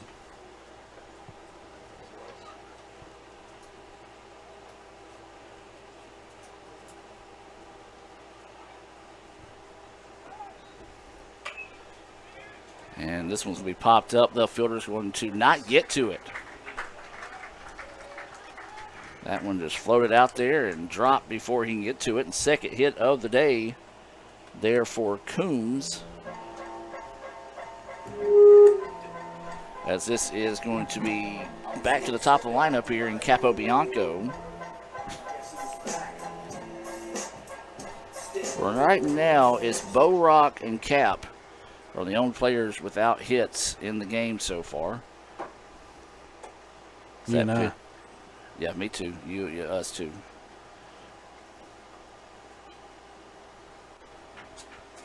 So 1-0 is the count. That one missing. 2-0 now is the count here to Cap. He's been hit by a pitch. He struck out looking, and he's also lying down on a hard hit ball in his last at bat to left field. Working with a 2-0 count right now. And that one's going to be hit to second. Try to turn two. They get one and can't turn two. So that'd be a fielder's choice, 4-6, to retire Coombs in that situation. So now with 2 outs in the inning and a runner at first, this is going to bring up Matthew Martinolich. Yeah, too much speed on the bases right there to flip that double play. Good effort there on the ends of the Calhoun Warhawks, though, to try to get it. But, again, we were just fortunate to have the speed that we had on base to prevent that double play. Well, that pitch had a double break to it that time and drifts high for a ball. 1-0 is the count. So 1 ball, no strikes, and there is 2 outs. This pitch fouled back and out of play, and we'll go 1-1 now here on Martinolich. Had a 2-run single back in that 6-run third inning. Flew out to right on a pop-up in his last at-bat. Runner goes. The Indians were trying to 1-1 or a little hit and run action, and that one fouled back and off one of the skinny poles that's holding up the netting. Hit 2 of them. They always say when you come to the ballpark, you're going to see something you haven't seen before, and I ain't seen that before, Brad. Now you have. Yes. 1-2 now is the count. This one jammed him up a little bit. It's going to get out of play, and we'll sit at 1-2. Yeah, good job there by Martin Alex to kind of fight that one off, to foul it off. It was kind of on the inside part of the plate and on the skinny part of the bat, so Liz to fight another day. So 1-2 is the count. Martin Alex at the plate. That one gets away, and the runner was going on the throw. So we'll give him the stolen base, as he was taking off on the pitch. Good wherewithal to get back and get that one, because Cap is hezzy enough that he already thought about making the turn and possibly heading to third if the catcher was being a little lazy getting back to the ball. Well, it had good bounce back from the backstop, too, which kind of gave him a little favor. That pitch missing outside. 3-2 now is the count here to Martin Alex. Nice job by Marty to battle back and force the count to go full here. Yeah, most definitely. It's a good job. Good at bat here. 3-2 pitch, and it hit him. Taking one for the team there. Second time today that an Indian batter has been hit by a pitch. And so he will take his time and head down to first base. Home plate umpire a little skittish there. He quickly got up and got between the batter and the pitcher, as neither guy was really showing anything there. Is better safe than sorry, though. That's right. Just being proactive. Yeah, instead of reactive. That's right. The play for the Indians, number 16, Will Verdong. So now it'll be Will Verdong coming to the plate here with 2 outs, runners on first and second.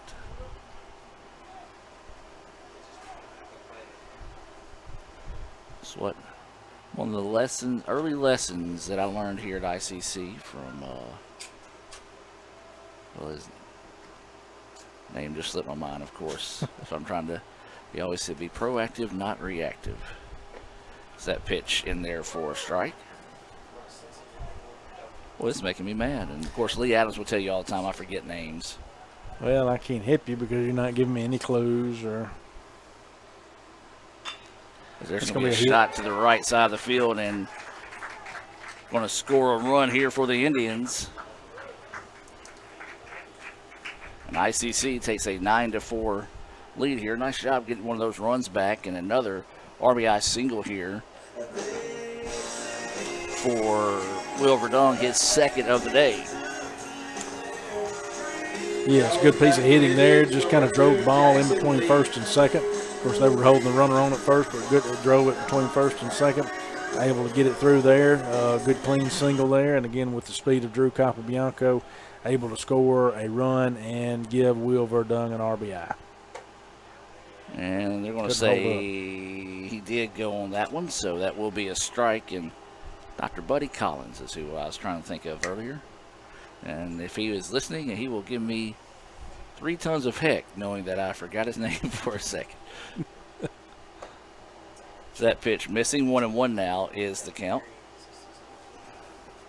Yeah, he always said, Gore, need to work on being more proactive instead of versus reactive. And I have taken that with me. As that pitch hangs in high, 2-1 now is the count. Hear that wind starting to pick up some more here in Fulton.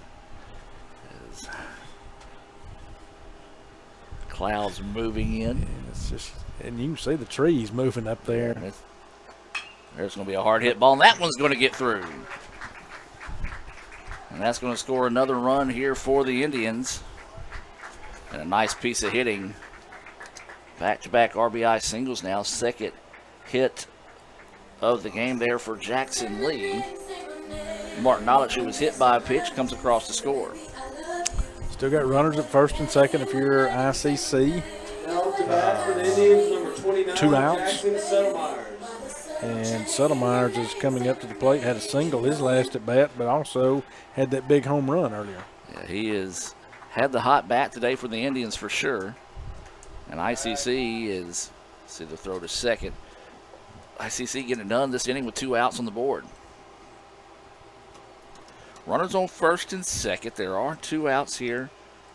And needs to push 2 across so far in the bottom of the 6th to get those 2 runs back that they gave up. As that one just fouled down the line, and it'll go for strike 1.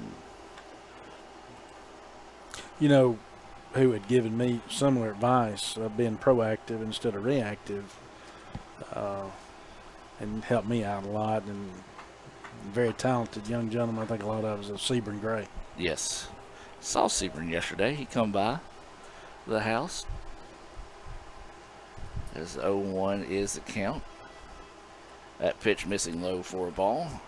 1-1 now is the count. I can't say what he's doing because we can't promote political agendas or people running for office. Not but doing that. I'm going to say he might have dropped a sign off in my yard to help support his campaign. But he's just so busy. And, he is. You know, got so many things going on, juggling things. 1-1 now. Great guy. Yeah. 1-1 now is the count. This one fouled right back into your living room. And, of course, he was coming by to check on the candle shop the other day. It's located right down the house. One of those that has interesting fragrances. And still trying to talk him into doing the Brother Chris burger candle, but Brother Chris burger hamburger. I'm telling you, he's not sold on it yet. So if they have extra tonight, I'm running them by his house, and that'll convince him to do it. You could bottle that smell up and sell it. I guarantee you, somebody light that. I mean, shoot, you could be the worst grill in America and light that up, and people think all around your neighbors. They think, oh my goodness, he's a fantastic. They come from miles around to try that burger.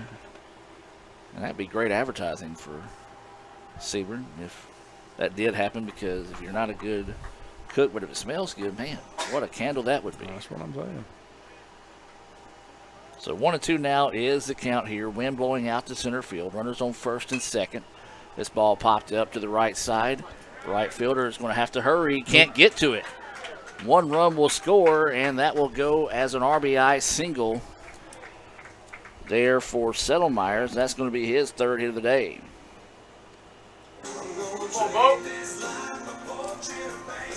So the Indians had another run to the board there. 11-4 now is the score. That's the 12th hit of the afternoon here for the Indians.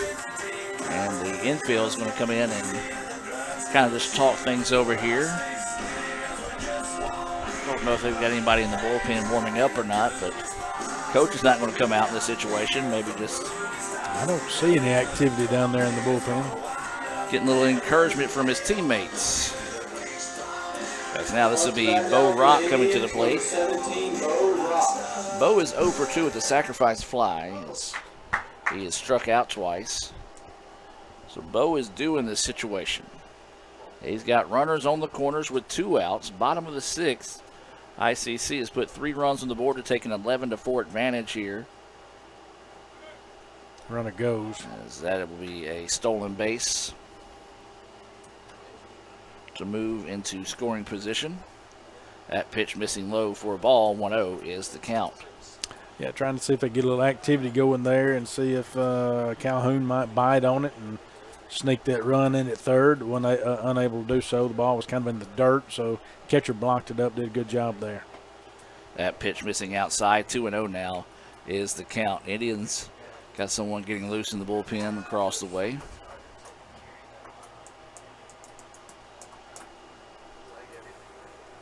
So 2-0 now is the count here to Rock. Runners on second and third with 2 outs.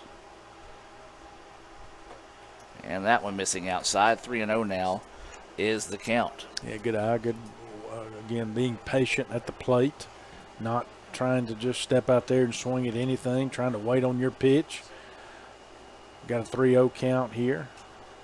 I feel like unless something's just setting on the tee, he'll hold off here with a 3-0 count. And he does. That one in there for a strike. 3-1 now is the count. 3 balls, 1 strike, and 2 outs. Runners on second and third here for the Indians. They lead it 11-4. Bo Rock at the dish here for the Indians. Rock couldn't catch up with that one. That one across at 72. A little off-speed pitch there. So now the count goes full at 3-2. Yeah, you just got to work on that timing, getting that timing down and ensuring that that weight stays back until you're ready to drive through the ball. This one fouled back, and we'll stay at 3-2. 3 balls, 2 strikes, 2 outs. You got a runner at second and third here for ICC as they lead at 11-4 here in the only game this afternoon. Scheduled for 9 innings here between the Indians and the Warhawks. 3-2 pitch on its way, and a little dribbler to the second baseman. Finds it, stumbles for a second, able to gather himself and chunk it over for the out. 4-3 for those of you scoring at home. But the Indians do add 3 more on the board. We'll take a break and be back with more right after this as we move to the 7th inning here in Fulton. Hey Indian fans, I'm Ricky Murphy, real estate agent, Tommy Morgan Realtors, and I'm also a proud alumni of the All-American Marching Band. Itawamba Community College was my home for 2 years, and where you decide to make your home will be one of the most important decisions of your life. Whether you're looking to create a plan to buy your first home, or if you're ready today to make a move into your forever home, give me a call or send me a message so we can discuss your next move. And for my family, Roll Tribe! Want to make a good living? Come learn a skill at Max Home. Upholstery trainees start at $15.50 an hour. Our upholsterers average $23 an hour and can make above $28 an hour on production. We're also offering a $500 sign-on bonus to experienced upholsterers. Max Home is hiring for all positions and is willing to train quality people. Max Home makes all their custom-built products in the USA. Join the best, train with the best, be the best. Max Home, Bolton, Mississippi, and Max Home, Sulligent, Alabama. This broadcast is being brought to you by Renaissance Bank, Little Caesars in Fulton, Tupelo Coca-Cola Bottling Works, the Orthopedic Institute of North Mississippi, Davis Ford, First American National Bank, TM Realtor Agent Ricky Murphy, Max Home, the ICC Baptist Student Union, Cagle Eye Center, Bank Okolona, Sam's Town Market in Manatee, State Farm Insurance Agent Brandon Poland, the ICC Wesley Foundation, the ICC Foundation and Alumni Association, and donations to the Sports Information Indian Club from viewers like you. And welcome back, ladies and gentlemen, as we head now to the top of the 7th inning. New pitcher in the game here for the Indians. Of course, this call to the bullpen being brought to you by Tommy Morgan Real Estate Agent Ricky Murphy. Brad, who we got on the mound now? Got Reed Hale, right-handed pitcher, sophomore out of Eupora. Pitched at Eupora High School. First appearance, I think, that we have on him this year. And this first pitch swung on, popped up, and Bo Rock will head over and reel that one in for out number 1. Yeah, quick one pitch, one out. Good job. So now it will be, let's see, that was Schuler. So this should be Ballesteri coming to the plate.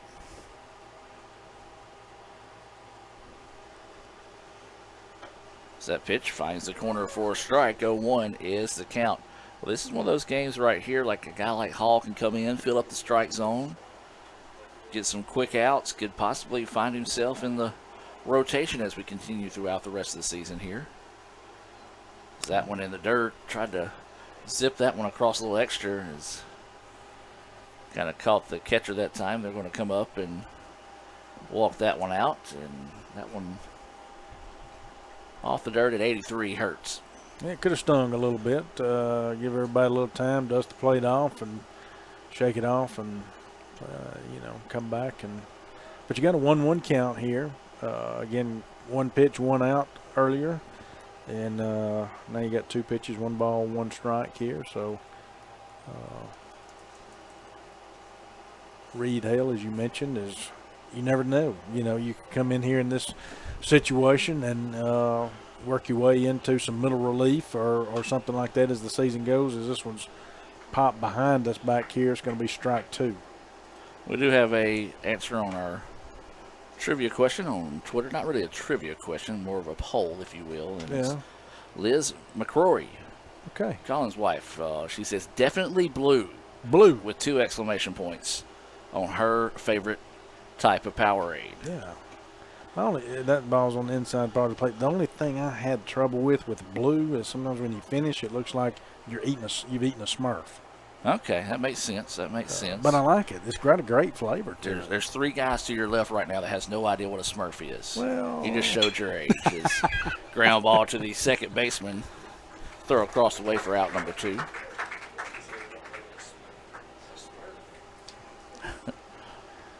They're over there. It's good old cartoons back in the day. They're Googling it right now. There's 2 outs in the inning. As this should be Buckner coming to the plate, and it will be.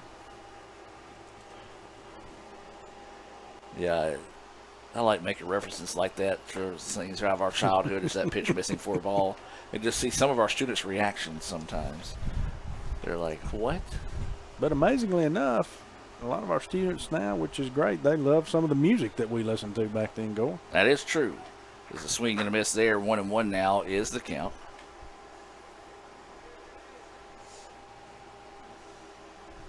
So 1 ball, 1 strike, 2 outs. I mean, I was just a kid back in 2005. Yeah, you had just celebrated, what, your 18th birthday back then? A few times over? A few times over, maybe, yes. 2-1 now is the count here to Buckner. He has had a single today. He's walked and flew out to left in his last at bat. Working here with 2 outs. And that pitch nips the edge for a strike. 2-2 now is the count. Yeah, Hale's come in, done a good job here, throwing strikes. Got 2 outs already on it, so let's see if he can finish it up. So the 2-2 offering from Hale, and the dirt will go full at 3-2. So 3 balls, 2 strikes, and 2 outs.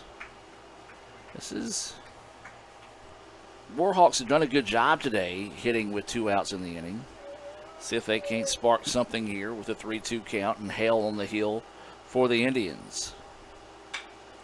And this one hammered, and it's gone. Yeah.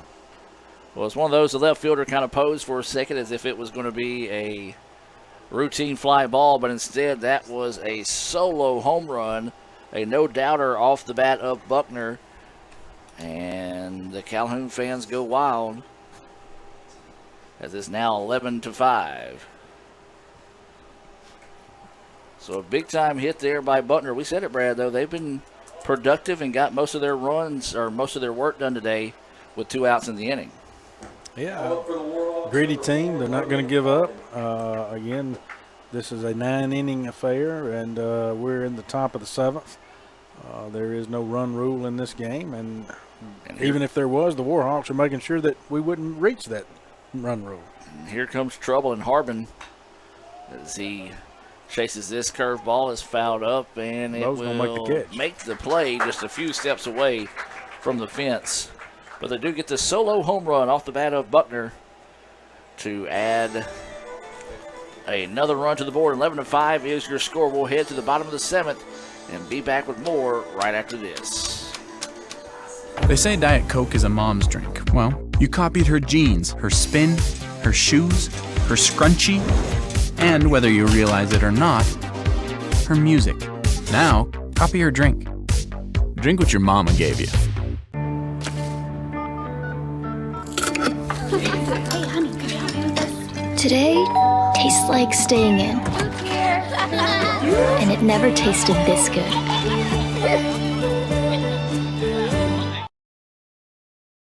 First American offers online and mobile banking features to make your banking experience easy and safe. Activate or deactivate your debit card as needed, attach images to your transactions, apply travel notices to your account, and make person-to-person payments. You can even set up text alerts to guard against unauthorized spending or just to monitor your account balance. The best part, that you can bank anytime, anywhere. At First American National Bank, get that hometown feel, the high-tech touch. Hey Indian fans, I'm Ricky Murphy, real estate agent, Tommy Morgan Realtors, and I'm also a proud alumni of the All-American Marching Band. Itawamba Community College was my home for 2 years, and where you decide to make your home will be one of the most important decisions of your life. Whether you're looking to create a plan to buy your first home, or if you're ready today to make a move into your forever home, give me a call or send me a message so we can discuss your next move. And for my family, Roll Tide! And welcome back, ladies and gentlemen, as we get set to move to the bottom of the 7th inning here. ICC leading this one 11-5. 1 run there in the top of the 7th. We've got a pinch hitter coming up here, too. Indians, number 18, Ben Davis. And so Ben Davis going to come in and bat in place of Bain. Davis has been catching some this season, so imagine he'll move in behind the plate. He may have did it the last inning. I didn't think to check any changes, but. Well, I didn't either. So Davis will start us off. Smoked it. And hits this one. It's going to be on the line. It's going to be over the head of the left fielder. This is going to go for extra bases here for Davis, and that'll be a stand-up double. Well, that's a way to come in and make your presence known right there. Into the lineup and 1 pitch and hit a stand-up double. Well, that's what you got to do in these situations. If you get these at-bat opportunities, you got to take advantage, kind of say, hey, coach, you got to put me in the lineup here, give me some more opportunities. Yeah, now you have number 3, Walt Gardner, coming up to the plate in place of Hayden Roberts. And so Gardner will dig in here for the first time this afternoon. Runner at second with no outs. Swing and a miss, 4 strike 1. This is Billions on the hill here for the Warhawks. Was it the 4th pitcher of the game? Yeah, Billions is that one's a flare out to right, and it's going to be caught by the right fielder. Runner will not tag in that situation. Another batter coming up here for the Indians. This is going to be McRae coming to bat. So Billions is out of Ardmore, Alabama, Ardmore High School. And I'll leave it at that. So he is a first baseman by trade, as the roster says here. So 1 out, runner at second after a double to start the inning by Davis. McRae will dig in, takes that pitch outside for a ball. So 1-0 is the count here to McRae, who is getting his first appearance of the game. As that pitch goes high, 2-0 now is the count. So 2 balls, no strikes, 1 out. Runner at second, ICC leading this one 11-5 here in the bottom of the 7th inning. Oh, yeah. As this one's got a chance, and it is gone. That's going to be a 2-run home run off the bat of McRae, who just came in to bat there, and that's what you call being productive, as McRae will give the Indians now a 13-5 lead here as he swings it around the bases, being greeted there by Coach Collier, and a big-time hit there off the bat of McRae. Yeah, big time. You come in, again, we've mentioned it. You had Ben Davis come in and first pitch swinging and gets a double, stand-up double. And then you got Dre McRae coming in and taking one off the yard here, out of the yard, excuse me, and out of the ballpark and getting a home run and 2 RBIs. So now this will be Drew Capobianco, who reached on a fielder's choice, stole the base, scored a run. In his last at bat, he's also been hit by a pitch and scored another run. As that pitch missing outside, 1-1 now is the count. So 1 ball, 1 strike, 1 out. 2-run home run gives the Indians a 13-5 lead here in the bottom of the 7th. This pitch fouled back, and 1-2 now is the count.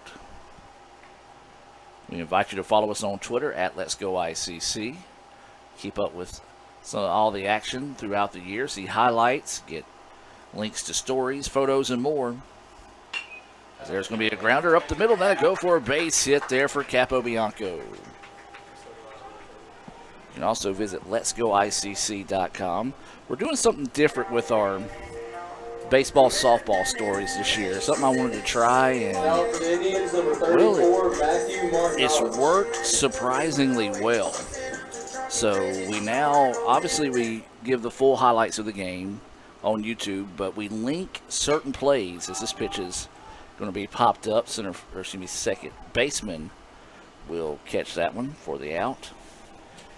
But say, for instance, the home run hit by McRae. We'll list that in the story and then have the video clip right behind it. And, well, Brad, our views in the last 28 days has increased almost 20,000 in a span of 28 days. So I had to do my number checking twice on that one as that pitch across for a strike. It's awesome. And the good thing about that is Renaissance is on each one of those plays. And that makes them even more happy. That's exactly right. 0-1 is the count with 2 outs. Breaking pitch drops off the table just a little bit too soon. 1-1 now is the count here to Will Verdon. He's been a guy that's helped spark those views. Southern Miss signee is just put everything he swung at here lately out of the ballpark. Is that pitch inside? 2-1 now is the count. Had 3 home runs in one game, turned around, had 2 in the next series. And yeah, Will right now sporting 10 home runs on the year. And I'm going to say that's ball 3 right there. According to my statistics, he's going to be up to 49 RBIs on the year now. So knocking on the door, 50. I wouldn't mind finding that here at this at-bat. Maybe even 50, 51. As he awaits the 3-1 pitch, and that one drifts high, but instead it'll be a walk. I tell you what, that just shows you the discipline right there. You've got a guy that can swing the bat for purpose, and he's able to hold off on a pitch there versus chasing it, and draws his second walk of the day. He is 2 for 3 with 2 walks, 3 runs scored, and 2 RBIs off a pair of singles, and just shows how disciplined he is there at the plate. And got a mound visit. May have a pitching change here as mound visit coming up. Let's take it with them here from the Orthopedic Institute of North Mississippi. Everyone has a unique story to tell. Maybe your story has you performing your new song in front of a crowd, getting to play your favorite sport, or enjoying a horseback ride in the country. At Orthopedic Institute of North Mississippi, our group of skilled surgeons understand your need to continue your story. That is why we are the preferred choice for orthopedic care. Thank you for choosing us. Our story is you. Orthopedic Institute of North Mississippi. Show your school spirit with our exclusive debit cards. Represent ICC with a special card design you can only get from First American National Bank. You'll show your support every time you use the card. Support ICC with a Spirit debit card from FANB. And welcome back. No change made here by the Warhawks, as there's a breaking pitch that falls off the table. Missing for a ball. 1-0 is the count. This is Jackson Lee at the plate. He is 2 for 4 on the day. He's got back-to-back RBI singles in his last 2 at-bats. Does have runners at first and second here. Swings on this one, fouls it out of play. 1-1 now is the count. So 1 ball, 1 strike, and 2 outs. Overcast afternoon here from Fulton.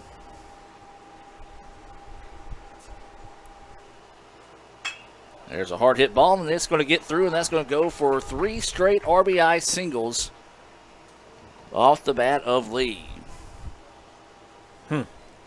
Great job of hitting right there, and again, just to the right of the shortstop, not able to make a play on it. Clean single there, and like you say, it's a 2 RBI situation there for Jackson.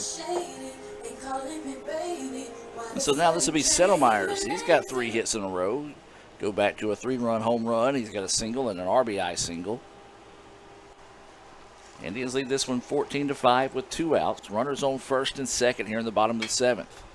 This pitch popped straight up in the air. Center fielder making the long run over and will squeeze it for the out. But the Indians add 3 more on the board. They lead it 14-5. We'll take a break and be back with the top of the 8th here from Fulton right after this.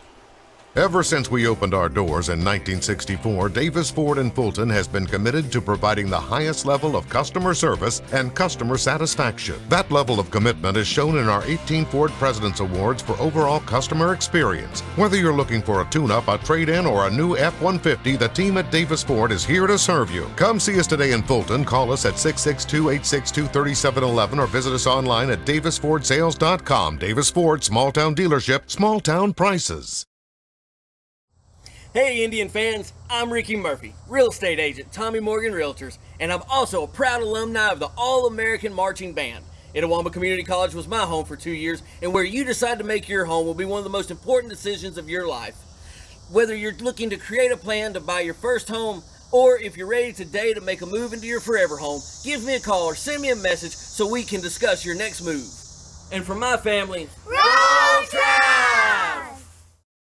This broadcast is being brought to you by Renaissance Bank, Little Caesars in Fulton, Tupelo Coca-Cola Bottling Works, the Orthopedic Institute of North Mississippi, Davis Ford, First American National Bank, TM Realtor Agent Ricky Murphy, Max Home, the ICC Baptist Student Union, Cagle Eye Center, Bank Okolona, Sam's Town Market in Mantachie, State Farm Insurance Agent Brandon Poland, the ICC Wesley Foundation, the ICC Foundation and Alumni Association, and donations to the Sports Information Indian Club from viewers like you.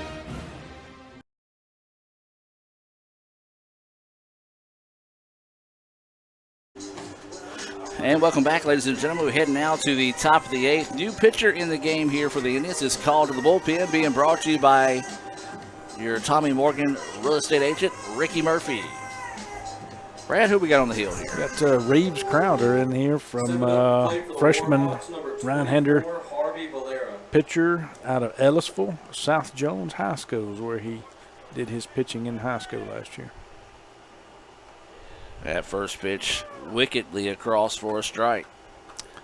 Yeah, kind of got a different style delivery, sometimes kind of a three-quarter style, and then he'll drop it down sidearm right there.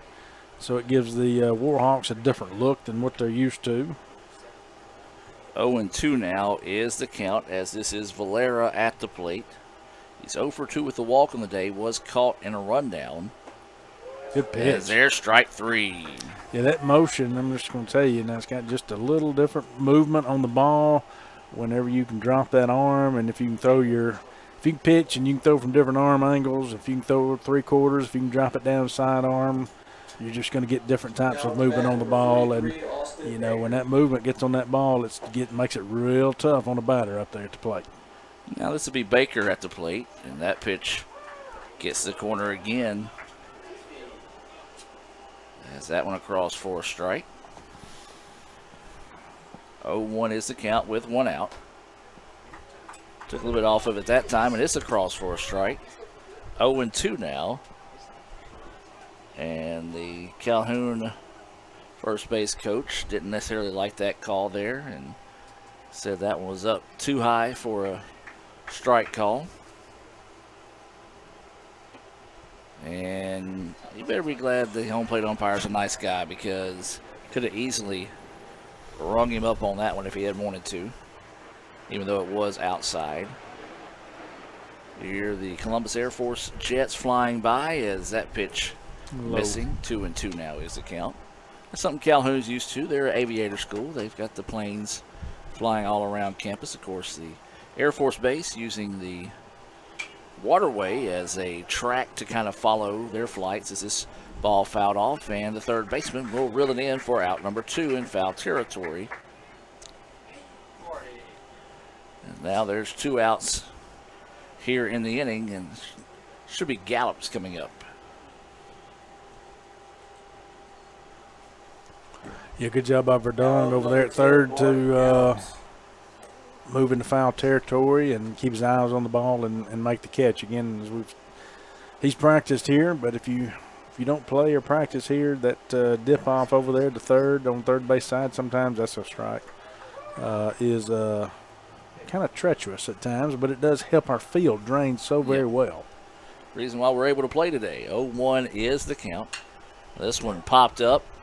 Center fielder charging in, calls everyone off, and will squeeze it for the out.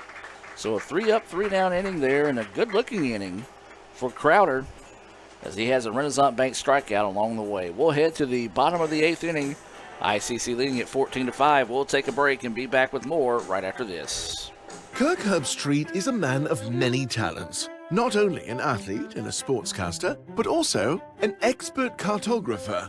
an amateur alchemist, a surprisingly gifted poet. What rhymes with encroachment? But his true talent lies in the art of banking. With Renaissance Bank's great products, rewards, and easy-to-use online tools, every transaction is a masterpiece. You might refer to Kirk as a Renaissance man. But I call myself a Renaissance man.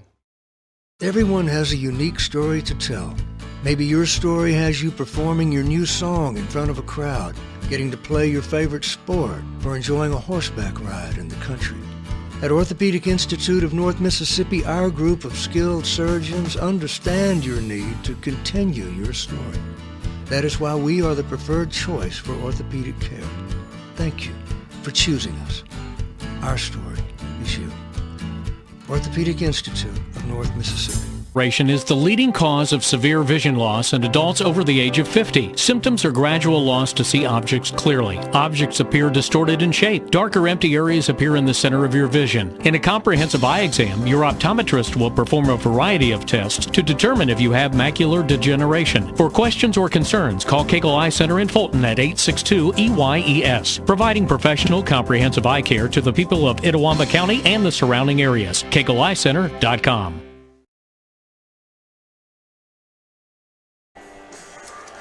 And welcome back, ladies and gentlemen, as we head now to the bottom of the 8th inning. Looks like another pitcher coming in here, so we got another call to the bullpen being brought to you by Tommy Morgan, real estate agent Ricky Murphy. If you're looking to sell your current home, move to your dream home, or maybe downsize a little bit, give Ricky Murphy a call at 321-9824. That's 321-9824, and I tell you what, Ricky Murphy has loved all these calls to the bullpen today. Yeah, you got Tyler Olive up, who is listed as a freshman infielder from Decatur, Alabama, and played at Decatur Heritage. I say that too, listed as infielder, because I don't have any pitching statistics on him for this year, although that is ball one, and he does kind of, again, mirrors Crowder from last inning. He does kind of have a sidearm type of delivery as well. So 1-0 is the count. Here to Bo Rock. Rock looks at that pitch high for a ball. 2-0 now is the count. Bo has struck out twice. Grounded out to second in his most recent at bat. Does have a sacrifice fly to his tally this afternoon. Looks at that pitch outside. 3-0 now is the count. So you feel like the red light will be on here, Brad? Got to be on a tee. 3-0 pitch, and he loses him. And that'll be a walk to start the inning. And this is, again, number 18, Ben Davis, who doubled and scored. Stepping up to the plate, number 18, Ben Davis. In his only appearance so far. So Davis will dig in with no outs and a runner at first. ICC leading this one 14-5 here in the 8th. That pitch inside and missing for a ball, and catcher wants to come out and talk to his pitcher here, as that is 5 straight pitches that has failed to reach the strike zone. But to be fair, again, these are position players coming in to pitch here for Calhoun. Yeah, just kind of mixing in things. Again, if you're in this point in the season, you're just trying to mix things in. You're playing a non-conference game, and like you say, seeing, hey, I might could work this guy in middle relief if needed when they get back to conference play as well over in Alabama, and say, hey, I may can, I may not. But this is a good time to try them out. So 1-0 is the count, and that pitch overcorrected, and 2-0 now is the count here to Davis.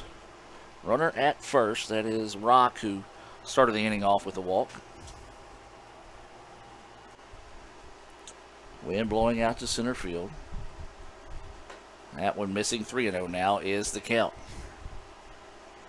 Yeah, you got to find the zone here. You know, got to settle down, and you've been potentially placed in a situation where you haven't pitched before, and I know that's difficult going into the college arena and being your first game, but you got to settle down and find that strike zone, and he did. He did. Nice job settling down there, as you say, painting that inside corner for a strike. 3-1 now is the count here on Davis. Runner at first, no outs here in the bottom of the 8th inning. This one popped up, and the right fielder not going to be able to get to it. Will he be able to throw the runner out at second? No! So that will go for a hit there for Davis, his second of the game. And again, just one of those tough situations. If you're rocked, you can't get too far away from either base there. And good job by Bo kind of finding that extra gear and beating the throw to second. Yeah, it is. It's a tough situation. And, of course, again, in it being in right field, too, where, you know, you can quickly pop up. It was in shallow right field, pop up and throw that ball to second and easily get the out there. But good hustle by Bo and good hustle on both ends as that one's a little bit inside right there and high. Then to make it to second. And so now you got first and second, no outs, and like you said, walk Gardner up. So Gardner takes that first pitch high and above the head, and they will get the bat down and not make contact there. 1-0 is the count. Sun's starting to peek out again here in Fulton. So we're in the bottom of the 8th inning. Chases an inside pitch there. 1-1 now is the count. Yeah, way out in front of that ball right there. That kind of floated up in his eyes, and he saw a beach ball and just way out in front. And he's got to get that timing, got to get that front foot down at the right time. Sometimes when you see that ball floating up out there like that, you just get over anxious and get that early swing. That pitch missing outside. 2-1 now is the count here to Gardner. He lined out to right field on a hard hit ball in his only at bat of the game, I should say. 2-1 now is the count. Runners at first and second with no outs here in the bottom of the 8th inning. That pitch drifts high. 3-1 now. The count here to Gardner. Indians do have someone getting loose in the bullpen, so we might see another pitcher here in the top of the 9th. Both teams just kind of rotating through their pitching staff today. Or really and truly ICC going through their pitching staff. As this pitch hit hard, it's got a chance back to the wall. Gone! A 3-run home run off the bat of Walt Gardner. Gardner so pumped up there, nearly caught up with Davis going around the bases. Got to enjoy your trot a little more than that. So that one just carried and found its way out at left field. And that's a 3-run home run off the bat of Gardner.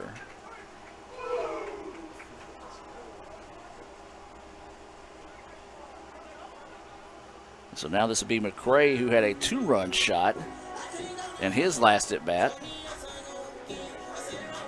Still no outs here in the bottom of the 8th as the Indians just collect their 18th hit of the game there.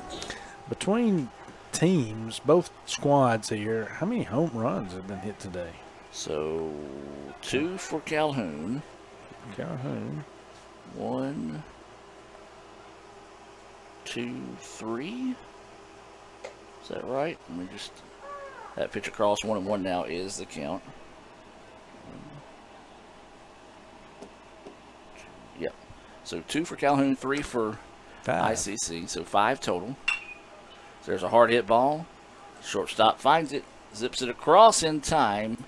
So he's able to stay on the bag with the stretch. 6-3 on the putout of McCray.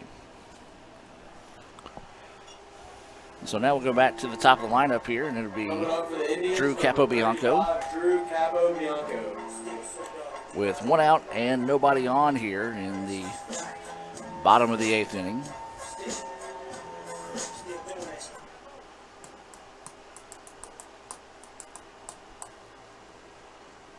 So that pitch missing low for a ball. 1-0 is the count. This is Olive on the hill, as we said, a position player coming into pitch like most of these have been today, except for the starter for Calhoun. So that pitch, a little high for a ball. Should be a 17-5 strike call there.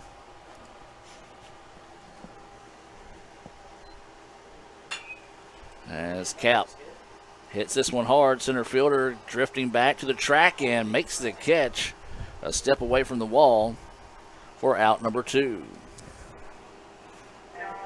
Well, the wind just didn't quite gust enough there. as that was just a little bit away from being a home run for Cap. Instead, now it's going to be with 2 outs. And Matthew Martinovich coming to the plate.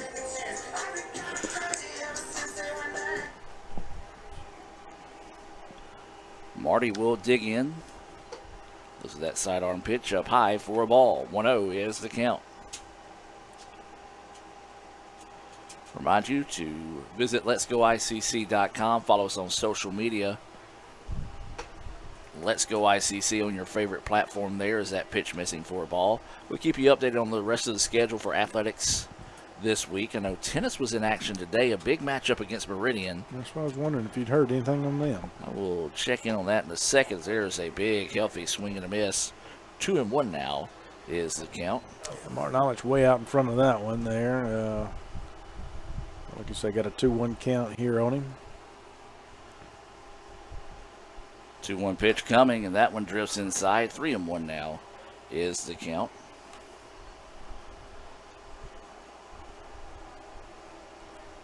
Of course, tennis got a little bit later start. As this pitch popped up, it's going to get back. Catcher's giving chase, and good hustle back there by Calhoun to try to get to that, and was kind of made a slide into the brick backstop back there, and excellent hustle there. Not giving up. I like to see that. So good job there, but that's just another strike there. Continues to be a strike, so still full count here on Martinovich. So tennis in progress. Women are down 2-1, and the men are down 3-1 to Meridian early on. Is that pitch high, and it's a walk.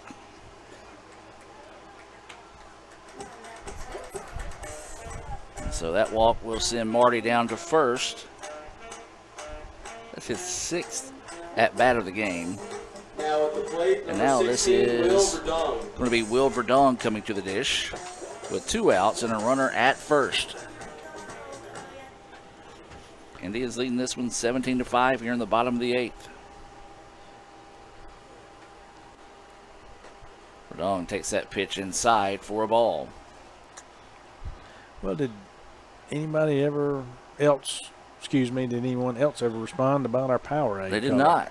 Only Liz was the one that hit us up on Twitter, let us know what their favorite drink or Powerade color or flavor is. So we got 1 vote blue. I'm purple. And what did you say you were, Brad? Well, I did a green-orange, you know, but if I need to pick one, I can. You got to pick one. Okay, I'll pick one. I'll go orange. All right, so purple's winning right now. So there's going to be a hard hit ball out to left. So that's the 3rd hit of the day.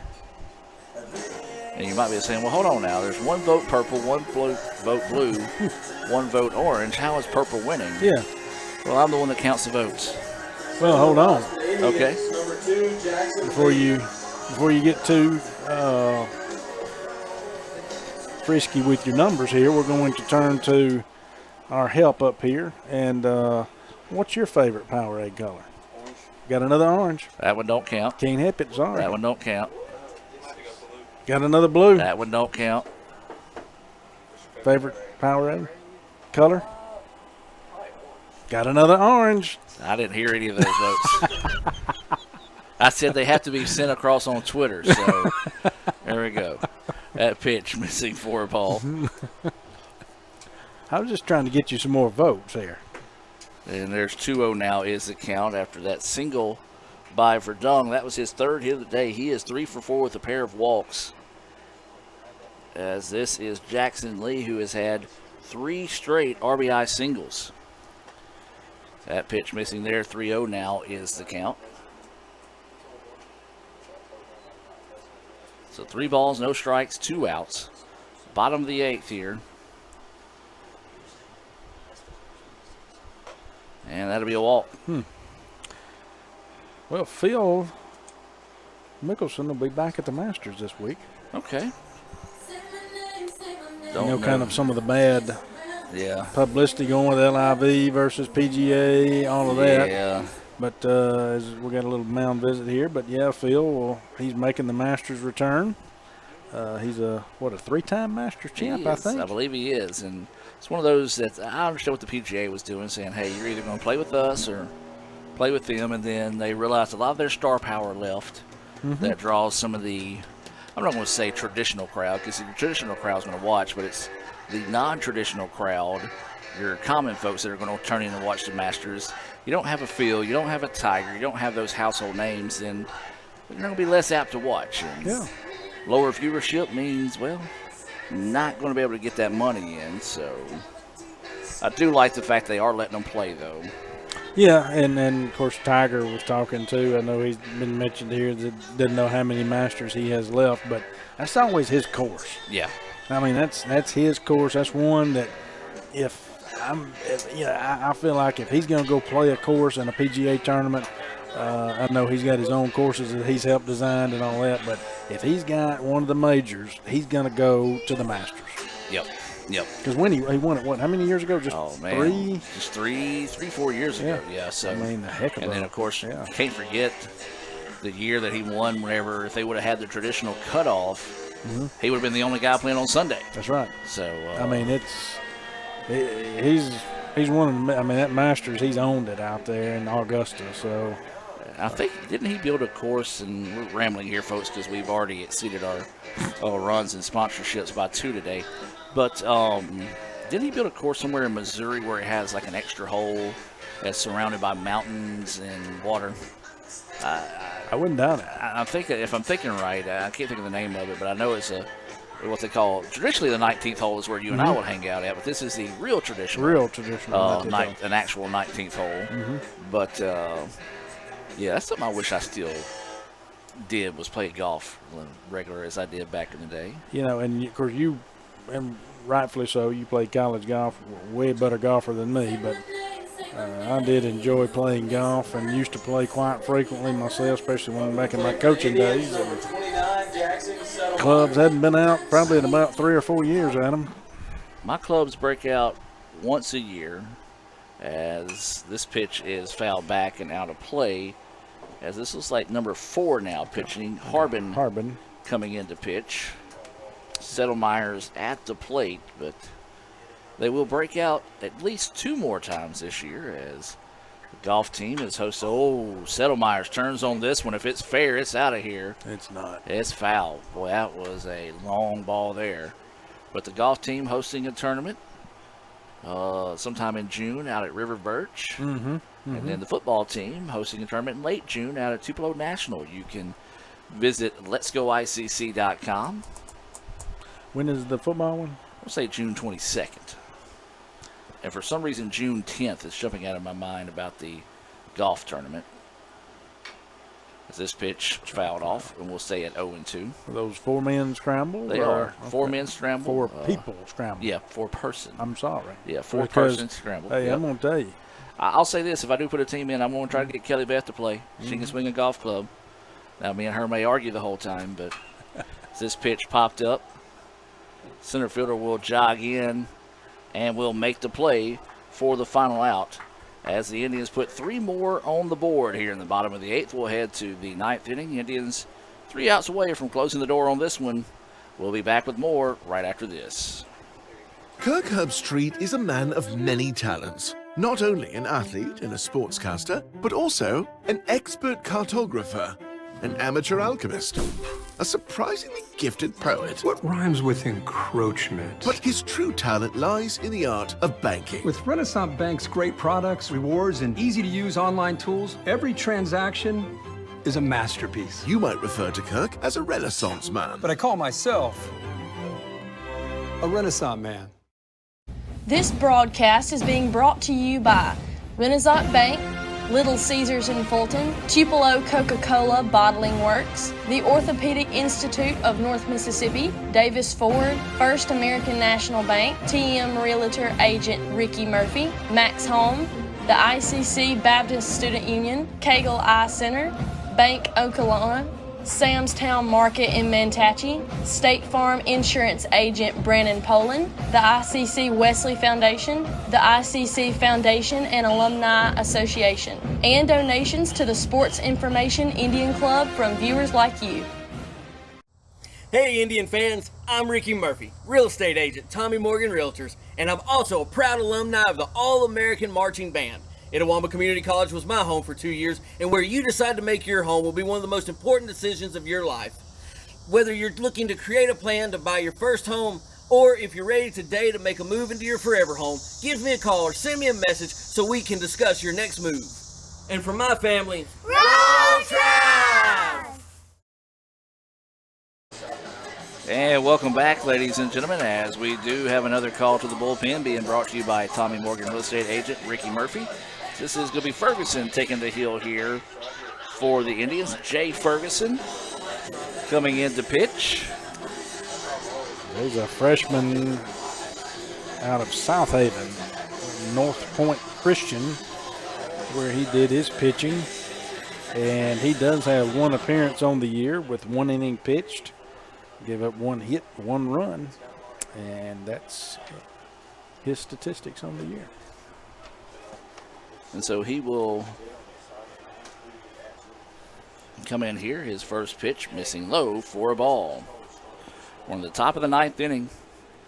It's going to take 12 runs to extend this one to the bottom half, as the Indians leading this one 17-5. Ferguson.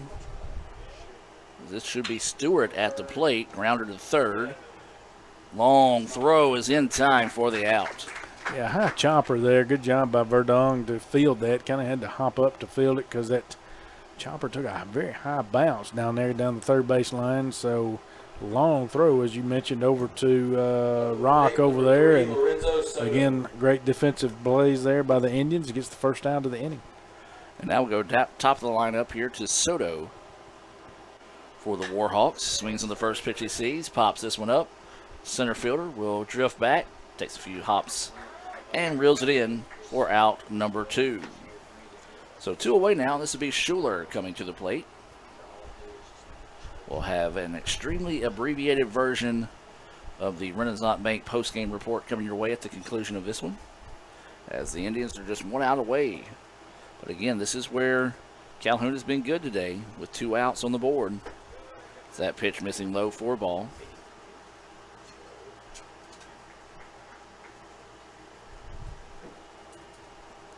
So 1-0 is the count here. Schuler takes a healthy swing at that one, missing. 1-1 now is the count. So 1 ball, 1 strike, 2 outs.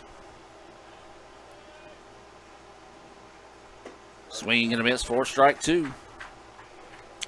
And I know, Adam, as of right now, we don't plan to be on a broadcast this weekend that we are aware of, and I'd like to go ahead and wish everyone listening a happy Easter weekend and absolutely a good time with their family and celebrating a great holiday. And I know the college is closed on Friday and Monday to celebrate that, thanks to Dr. Allen and his leadership there. But good time with family, so hope everyone has a great Easter weekend. That pitch missing outside. That's my plans.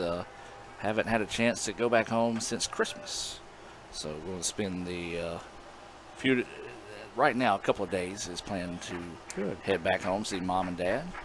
Let her do a little cooking. Is that in his rope? That's right. That's going to be a line out to right field. 3 up, 3 down.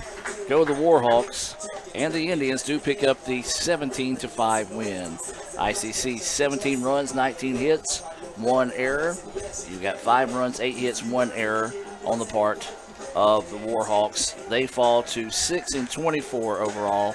ICC improves to 22-8. Brad, final thoughts on the game? Again, we knew this was a non-conference battle coming in for both teams. Basically, both of them coming in just trying to utilize this opportunity that they've got here to clean up some things and also find and see if they can discover some things before they finish out their conferences. Calhoun in Alabama, of course, us here in Mississippi. And so to finish out that stretch and see if they can make the playoffs in Alabama, and we want to continue our run for the playoffs here in Mississippi. So just a lot of good different action and a lot of players playing out of position, but just trying to see what we can drum up and see what both coaches could see. Want to wish the best of luck to the Warhawks as they continue the season there. We'll see you back here next week, possibly, pending the weather. Have a great evening. Happy Easter. And as always, Roll Tribe. Kirk Herbstreit is a man of many talents. Not only an athlete and a sportscaster, but also an expert cartographer, an amateur alchemist, a surprisingly gifted poet. What rhymes with encroachment? But his true talent lies in the art of banking. With Renaissance Bank's great products, rewards, and easy-to-use online tools, every transaction is a masterpiece. You might refer to Kirk as a Renaissance man. But I call myself a Renaissance man.